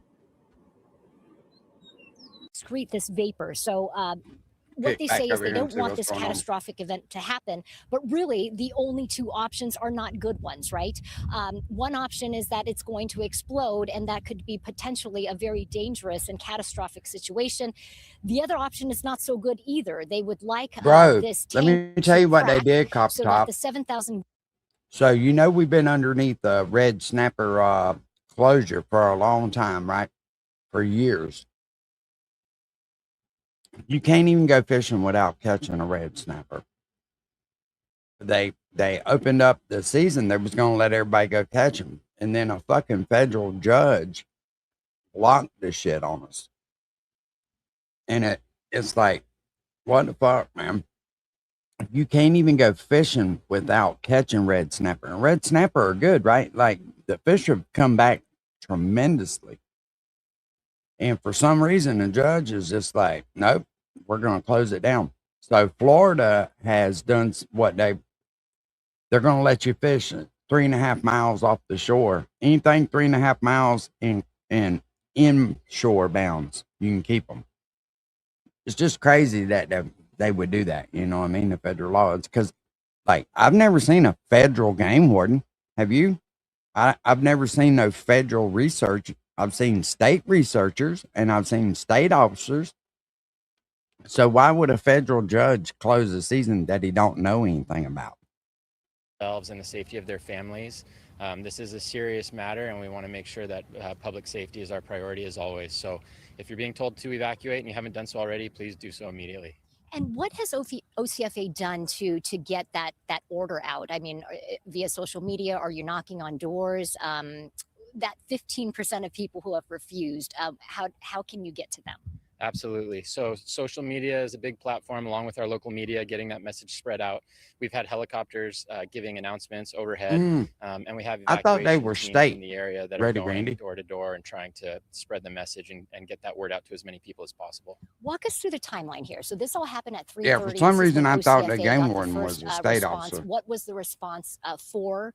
And what did you find when first responders first got on the scene here at this manufacturing plant? So the information that I've been provided to this point, the call came in around 3:30 yesterday afternoon. It came in as a chemical out spill. That's how it was designated on our end. Like a baby. Which means that there's sort of chemical leaking into He the ain't in my environment. area. So crews in the area arrived on scene. They initiated a hazmat response, and our hazmat team that specializes in these types of calls went to work. They did some air monitoring. They took into consideration all the variables and what He kind of might be product they were over dealing towards with. Panama And from Beach or there, something, but they he ain't in determined what Jacksonville. chemical they were dealing with and what the situation was, and that's Not that I know of, anyway. be needed at that time. And we saw really all throughout the afternoon and into the evening, really, OCFA, fire engines using the water hoses to try to cool down that tank. Did that happen? And then we heard that the evacuation orders were lifted right around 9 o'clock yesterday. So let's talk about that process. Did that happen, and did it help mitigate things? And then what led us to this morning's re-evacuation order? So I don't have all of the details that caused the change of events in the middle of the night. However, I do know that that facility has employees that are pre-designated Nobody's for this worried type about of that, situation, alongside our partners with Garden Grove Police and obviously OCFA hazmat teams. They went in, they tried to mitigate the issue. Initially, they had success. I don't have the details as to why things changed overnight, but again, the valves, to my knowledge, were having issues. They were either inoperable or they were gumming up due to the product itself, which created that issue with this product either leaking out, as we've all been informed, or the potential for the BLEVE. Let me tell you something. Again, Florida's the a abundance of lot caution different is the than phrase we've been fucking using, where but he's from. with these two being the most likely outcomes, we just had to make sure people, again, removed from the area and got to a safe. Let me tell you something. People don't just get out of their vehicles and scream at people and shit here. You know what I mean? Safe space. And Captain, tell us what's happening. Don't make right no now, because threats in Florida. We're in Sure. the parking lot of the Los Alamitos race course. It is a very large parking lot with many what looks to be mobile command units here. What are authorities doing right now? We heard kind of a call, right, to other experts. Like, there's brilliant people here, there's wonderful people, experts here, but being that these are the only two options on the table right now, you know, is there a call to state officials or other experts around the state to say, look, I've dealt with this before, this is what we did? Yeah, I believe it's such a unique situation. As you heard the doctor with the OC Health discussed, exposures to this particular chemical are very rare. And so we're leaning on every resource, exhausting every resource in the area to try to find and come up with an extra plan to mitigate this situation. But at the current time, we have those two options really being the only ones, but we're not going to stop until we've exhausted every resource and hopefully find something that's more palatable for everybody. What is the tank doing right now? So it's not leaking anything to my knowledge. Again, we have unmanned water streams there to cool the tank. Since those valves are not working, we're attempting to use that water to cool the product and prevent it from reaching temperatures where thermal runaway will take place. But again, for safety of first responders and all the personnel in that area, all personnel are out of the area, and we just have that unmanned master stream flowing on the product with a ton of water trying to keep it cool. When you say ton of water, there's no danger of it ever running out? I mean, how long is this going to go for? Again, the time frame is unclear, as you heard Chief mention earlier, but we do have that master stream attached to a hydrant, which should supply an unlimited amount of water until we get further notice on time frame or further measures that are going to be taken. Captain, I want to go back to those two options, neither of which are ideal situations. What would cause What an idiot. the tank to crack, which is the better option, right? And what would cause the tank to explode? So because those valves are pressure relief valves, again, to my knowledge and what I've been told, since they're not operating correctly, this product, it heats itself. And so as it's heating, it's going to expand, and it's going to cause that tank to expand since it has nowhere to go. And so it's either that tank is going to fail if it continues to bulge and expand, or else that the product itself, the methyl we'll call it MMA. Yeah, the MMA is easier to say, but it's eventually going to the tank's going to crack because it's expanding, or it's going to reach temperatures where the thermal runway is going to take place, and there's potential for an explosion. You've been doing this a long time. I mean, have you ever dealt with something like this, experienced anything like this? Nothing to this magnitude with a hazmat spill outside. That's why I think you see so many agencies coming together, putting our heads together and trying to make sure that we keep the public safe. But we respond to so many different emergencies, and they're all different from the other. So we're going to continue doing everything we can. Thanks, Captain, for your time. Captain Garden with the OCFA. Michael and Annabelle, is there anything you would like to ask him before I let him go? Yes, Hetty, if there is an explosion, what does that look like for the community? How big could this be?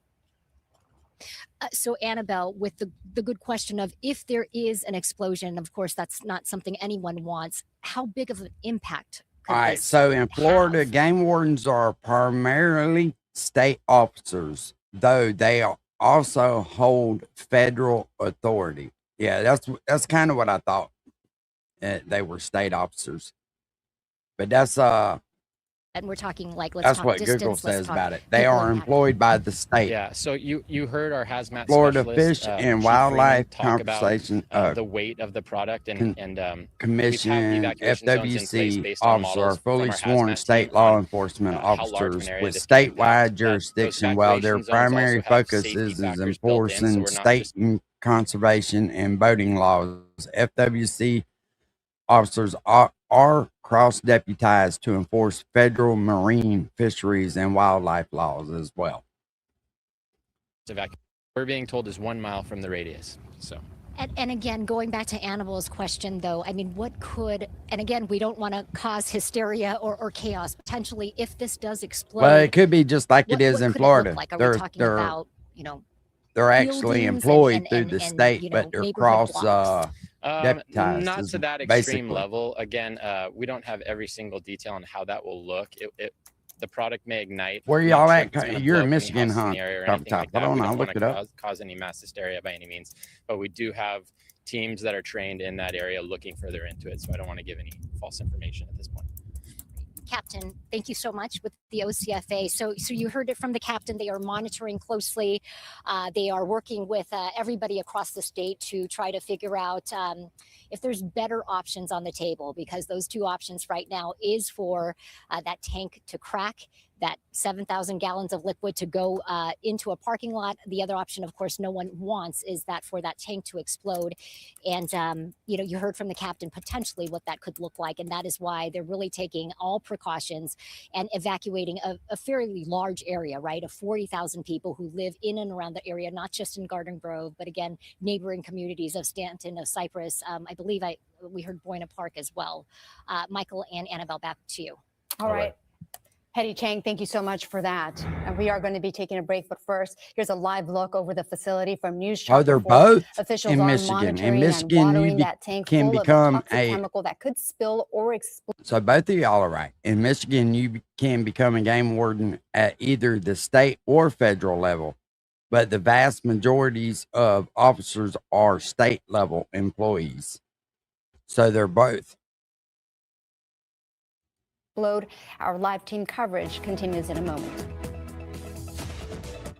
They got two offices in Michigan, the DNR, yeah. A serious injury from a car accident pauses your life. So both of you are Your right. accident attorneys at Sweet James help you move forward. Call So now put for that a in your free pipe case and review. smoke it, huh? Say About you that can shit. judge a person by their enemies. Well, PG&E wants to destroy That's what Tom Steyer. that's what Google because says, Tom Randy. will cut utility bills, and Big Oil is out to destroy Steyer too. Chevron wants to give me a check. That's their prerogative. I do know this. I know that a game warden is one of the most powerful officers that there is. Yeah, they don't need Now, a search Becerra's warrant or lying nothing. about They single just payer, need to saying he's suspect. for it, They then can say, promising- they can go as far as your neighbor saying, hey, I seen them carry whatever illegal fish, whatever. And they can go and search your shit. I do know that. Industry lobbyist, he's against it. Planned Parenthood affiliates of California are joining firefighters and nurses to defend California and elect Javier Becerra for governor. While Tom Steyer got rich off oil and coal, Becerra protected California's air and water, while Steyer profited off 15 caging minutes to immigrants. countdown. 15 minutes. That little bird better get the fuck out of there.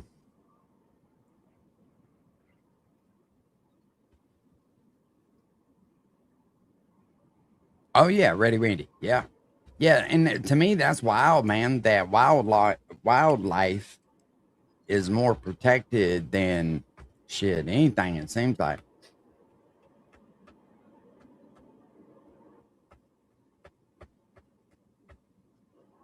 Yeah, me and Mama will probably be out fishing this evening.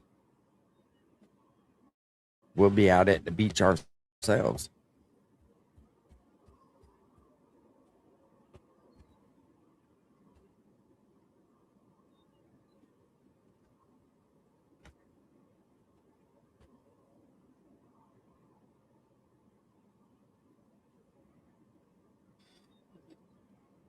Oh shit. You never know.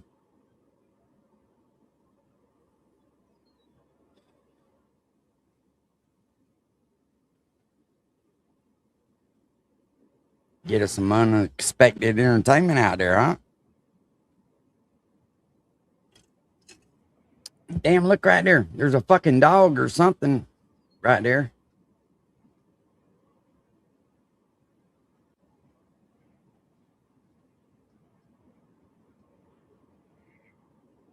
Damn sure is. There's a dog or something in the bushes right there on the right. You can't hardly see him, but he's there. Let me back it up a little bit and see where that motherfucker coming in frame at.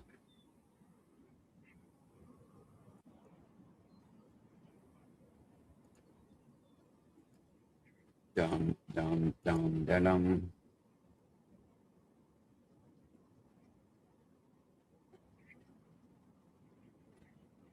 Bro, I'd like to go to Cape Canaveral and go watch one of these live. I wonder how close you can get to them on a boat. Oh, yeah. That motherfucker rocket goes cook his ass up.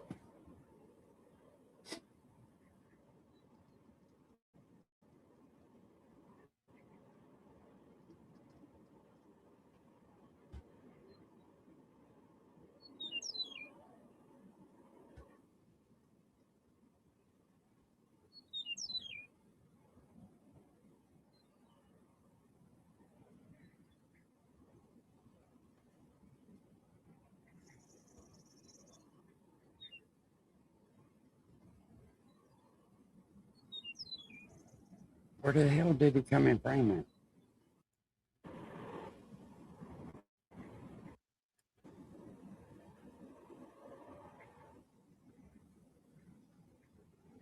He's damn sure right there. There's something right there.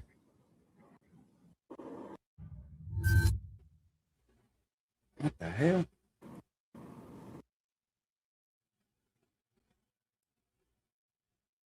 Y'all see him down right here where my cursor is? Keep watching that right there. Oh, it's a bird. It's a black crow. Okay. Okay. I thought it was a dog or something. 11 minutes. Some what? Some what? Some real. Fuck you going? Some hot dog bits saying real wieners. What the fuck is wrong with you? Oh, beef, buddy. Yeah, give me some.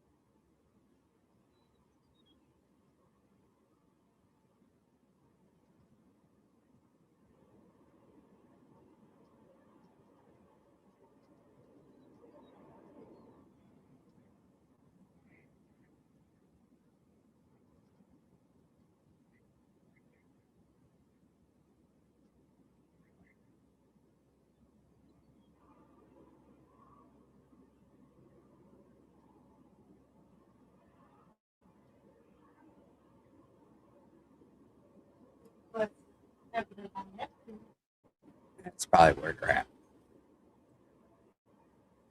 It don't matter.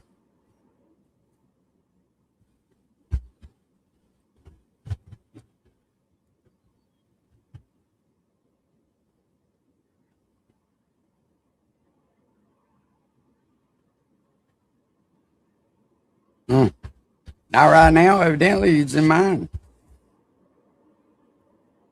Which I'll be out there fishing this evening. Fuck, I'll go live.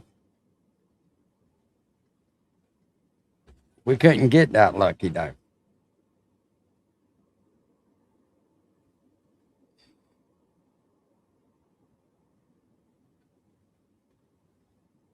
That would be funny as shit though.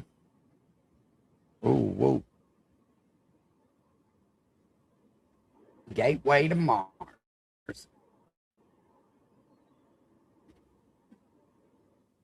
You come here for trouble. Somebody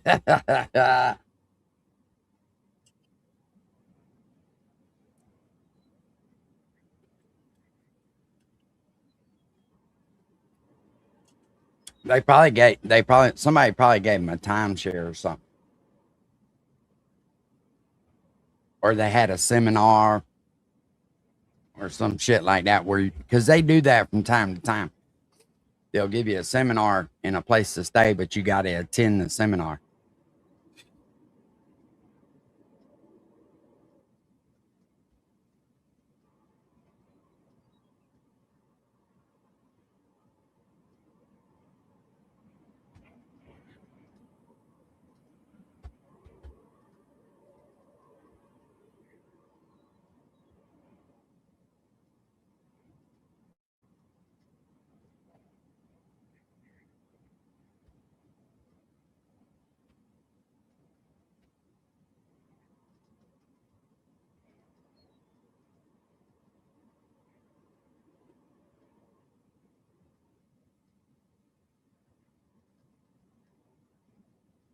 $7 minutes and counting.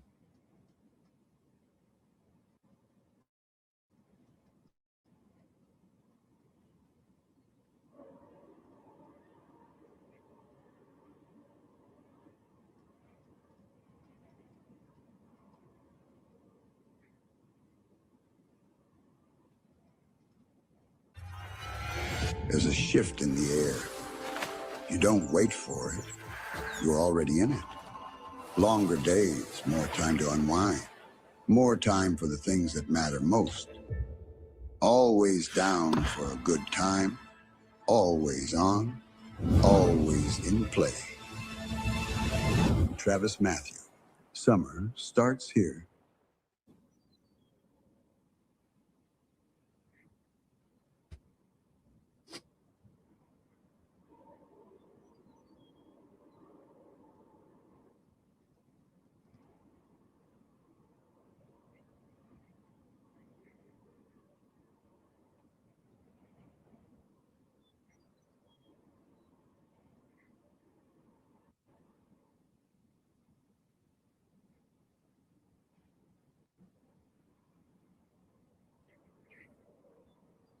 Mammoth Cave.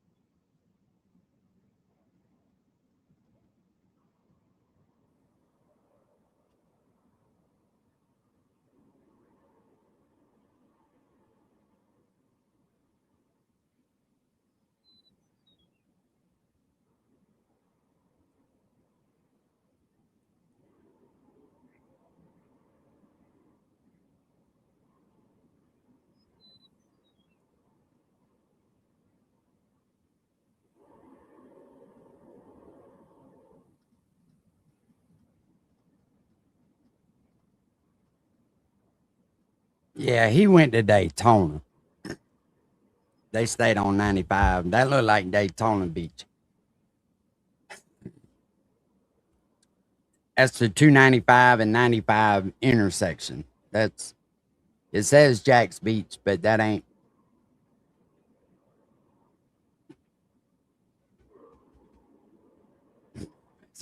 K2.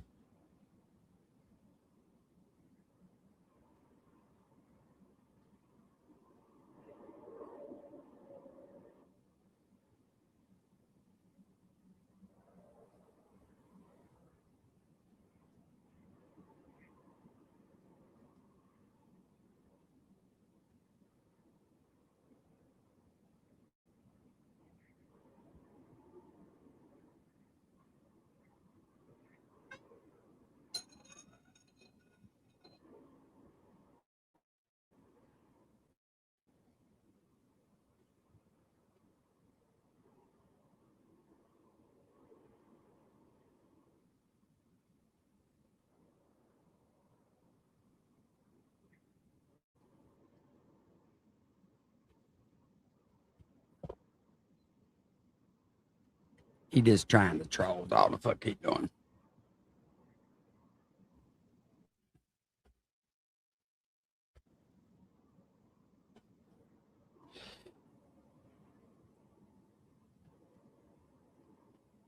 You going to Jack's Beach, you ain't in the middle lane.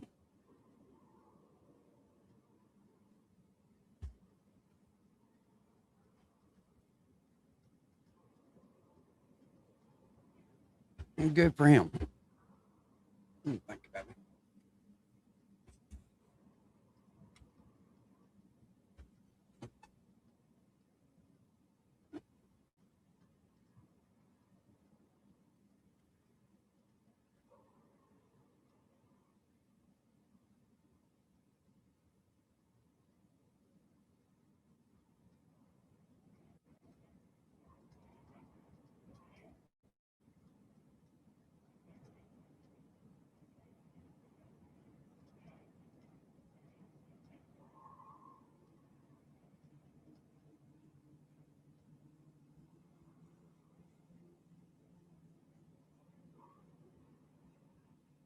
Five and a half, I think.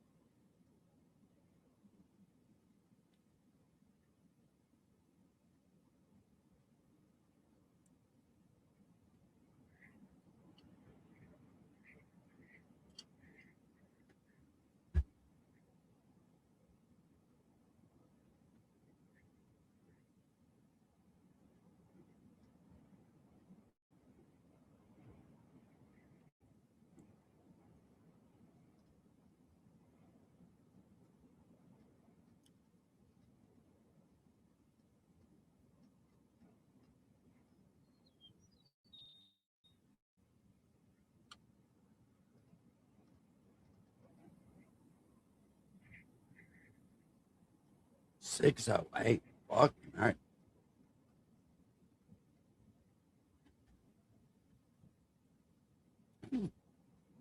It's too much to be going too damn far, I'll tell you that.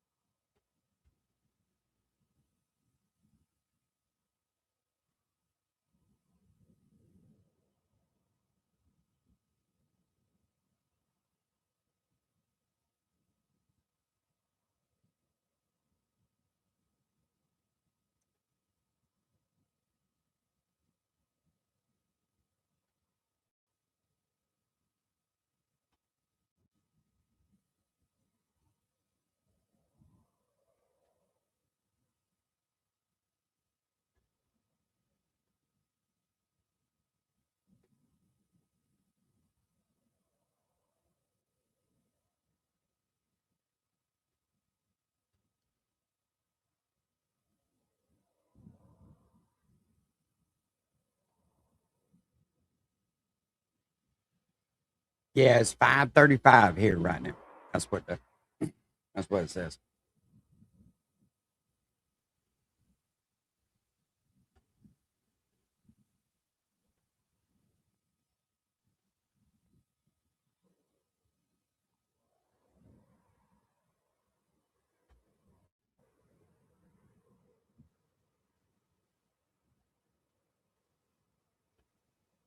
Oh, here we go. It's getting ready. Here it goes. Damn.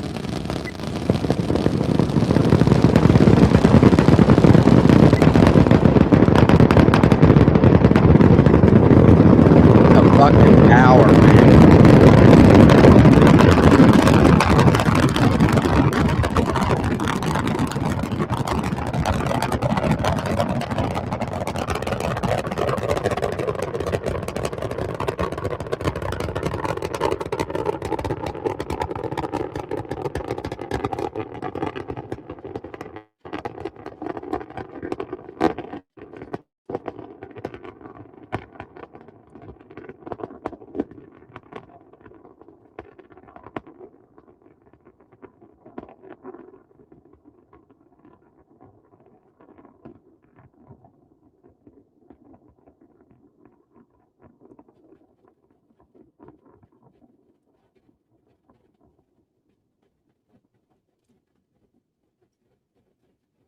You ever see them launch this shit at night? That's fucking crazy. You see that vapor right there? It's bright as a fucking flashlight.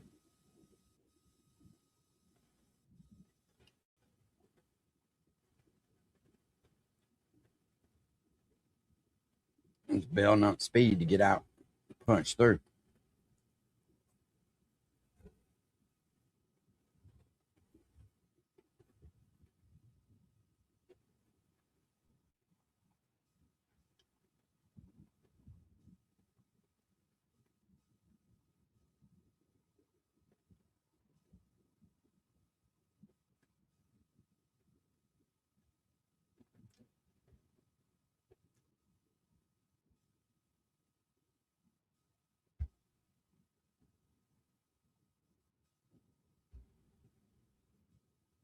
Hell yeah.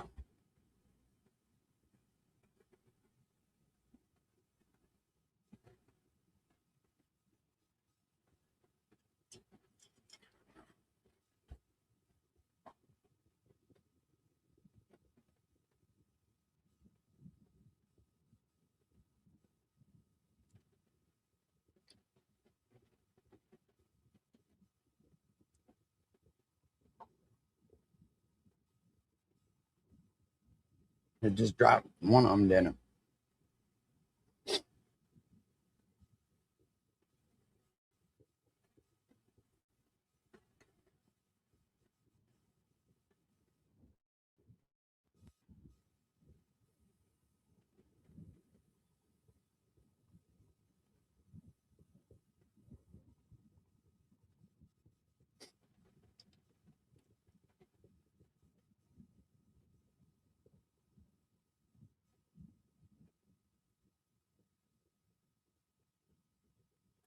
I'd just like to have the money it costs for 20 seconds of flight for that thing.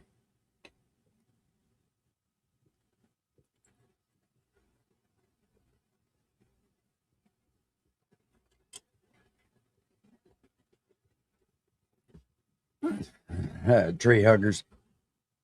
I knew what you meant, Nickel G. I do it all the time. Tree huggers love when those. I know. Imagine.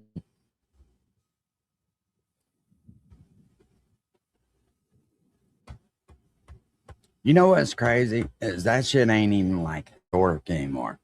There's so many of them anymore. Wait till they can do it without having gas and shit.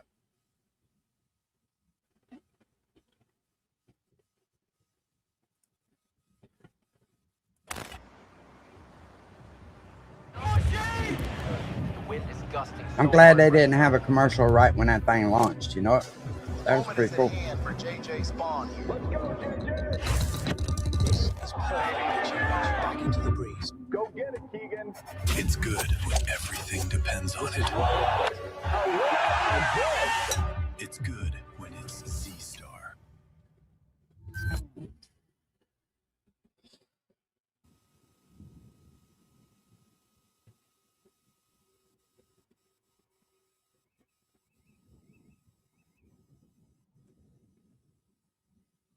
Hell yeah. All right, let's go back and look at the fucking tank shit. Yeah, friendly faces in the morning. These guys are dancing. These guys are dancing. I guess that shit's over with.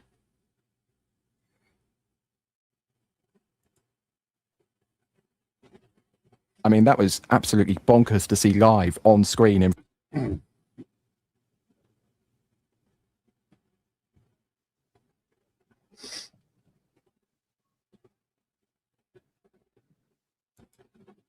NBC4's Amber Frias. She continues our team coverage from Garden Grove. Amber. Frias, what's up, buddy? Hey, Annabelle. Yeah, we've been speaking with people out here who have been kind of on their way Yeah, out, we're doing who have good. been Thank evacuated from the area. And as you know, as many of us would be, they're scared. You know, they're feeling nervous, uneasy, and they say the worst part about it all is the uncertainty, not knowing, you know, what's going to happen, which of the two scenarios.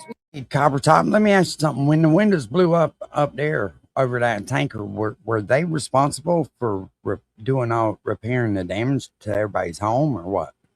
we've heard Just of curious. and when is going to happen. We've also been hearing, constant sirens from fire personnel in the area, which is also making people a little more nervous. We asked officials about it. They tell us they're just kind of preparing, staging in the area in case something happens. They're also going out and making sure people that are being asked to evacuate have evacuated, because that is the most important thing right now because of the danger of this chemical that we have. Now, as you can see behind All me, them brand or new if you're able to campers see over behind there, me, there man. are several businesses here that are They couldn't even completely get that shut shit down. out. That is There's over part $1 of million the for evacuation campers right area. there. We're here on the border of Garden Grove and Stanton. And like we've been hearing, there is a total of 5 OC cities under these evacuation orders. That is Gwen Park, Ass boat. Stanton, Garden Grove, Son of a Cypress, bitch. Somebody and needs to also have their ass whooped for Westminster. that. A total of 40,000 people. They that should have are moved all being that shit. When they impacted. got evacuated yesterday and let back in, somebody should have moved that. Look at all them campers. There's a shit ton of We them. heard earlier that there are still about 15% of those people that haven't left their homes, but of course they're being urged to do so just because of the danger of this situation. Now, like I mentioned, we've been speaking with people, who are heading out. A lot of people concerned and nervous about the situation, but let's listen to what one man had to say. Heard about this last night. Last night was the first time we ever heard about it. I had barely gotten off work. It was maybe around, I want to say 4 or 5. That's when two officer PD officers had passing through my neighborhood, saying that emergency evacuation, please release, let's go. And so that's when we left. And not until maybe hours until 9 o'clock, then it was lifted. But I was fine. But the next morning, coming down to work, my uncle was dropping me off. We see a police officer stopping the road again. So we stopped and asked them, hey, is the evacuation restarted? They're like, yes. But the thing is, no officer came down our streets. We weren't alerted or anything. So we didn't know what was going on in the situation. So some confusion is what we're hearing from some people in the area, especially after they were evacuated last night. Then they were allowed back into their homes and again evacuated this morning. There are also people who are still unsure about what's going on, why there are so many street closures in the area. But definitely people are becoming more aware about the concerning situation. Now, right now, nothing has happened yet. There is no cause for concern. The air is fine. The air quality is what it typically is at this time, but authorities do want people to just be ready and prepared for whatever is to happen. And if you do evacuate, like we've been mentioning, there are several evacuation centers set up for you. One of them Now is in imagine Garden Grove. And Imagine having to go to a center, right? These fucking companies, the Garden Grove Sports and Recreation nobody Center. don't want to go The sleep in other a one fucking at the auditorium Cypress with a bunch of Community strangers. Center. But for now, reporting live from Garden Grove, Amber Frias, NBC4 News. 29 acres. Hell yeah. The old kid Will survives.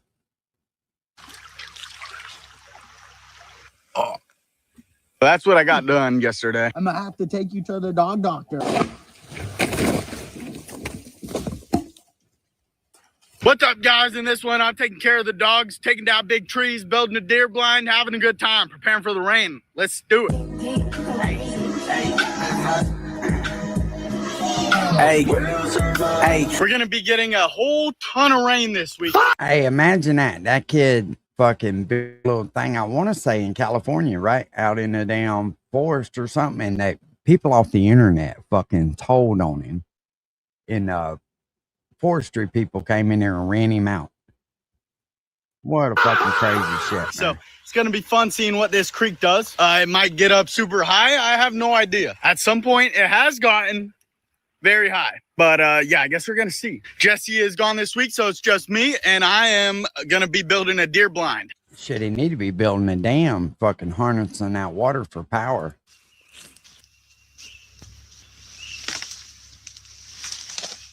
Oh, he loves it, Copper. If that's what you're talking about, he lives for that shit.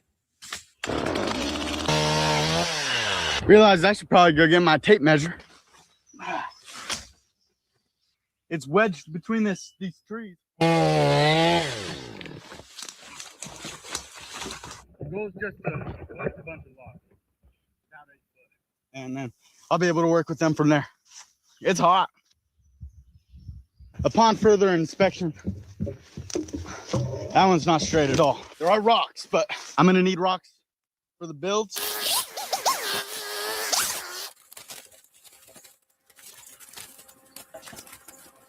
Well, I don't know how much footage I've been getting. My GoPro keeps turning off because it's too hot.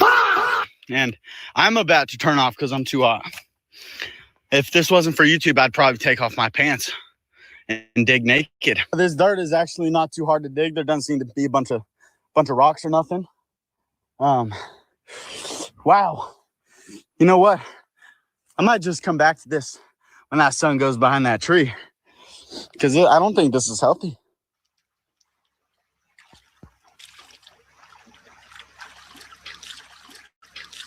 I wonder if you could dam that up enough to get power out of it. Hey, Buck, I didn't even know you were up. Good boy. Go. It's hot, motherfucker. Okay, let's go. Buck does just follow us around, protecting us. It's pretty sick. Also holds down the fort. That dude's probably in his bush. You would never suspect that there's a giant Great Pyrenees in this bush.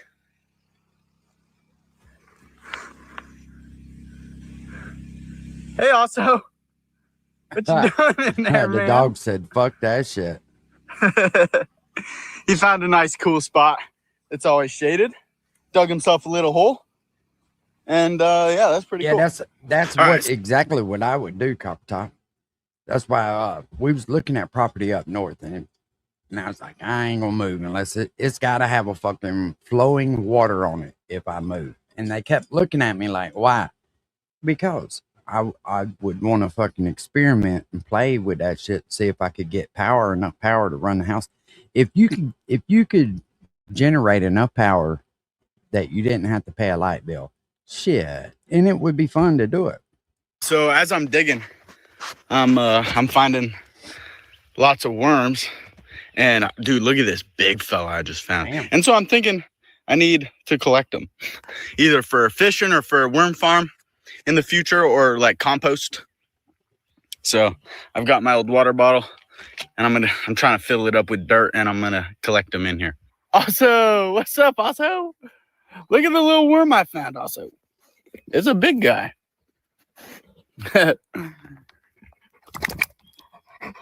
Whoop. What's up, Buck? You guys coming to hang out? Hey, I'm digging there. Hey. What's up, boys? You guys want to help? Or you just want to lay down? Yeah, that's my worms, Buck. Do you like them? Hey, guys. This kid got a good You guys just opportunity, coming to man. see He what got I'm a up pretty to? good sized platform. Fuck, he's almost got 1 million followers already. He ain't been on here that long. It's nice. You like it? You guys aren't allowed over here when I'm hunting. You guys better stay away from my deer. I know you like chasing them. Appreciate you guys coming to hang out, but you got to move. Yeah, I seen. Yeah, I Buck, you seen got to one move. too, man. Also, you But got to I don't move know if too, but that's you're enough eating your water foot. I'll flow let right you do there. that. You guys are good boys. Well, yeah, I'm fixing to jump off of here. I think me and the old lady's fixing to go fishing. That's what she was really doing. She was like, come on already. You know how that shit goes. Well, holler at y'all. Appreciate you. Peace.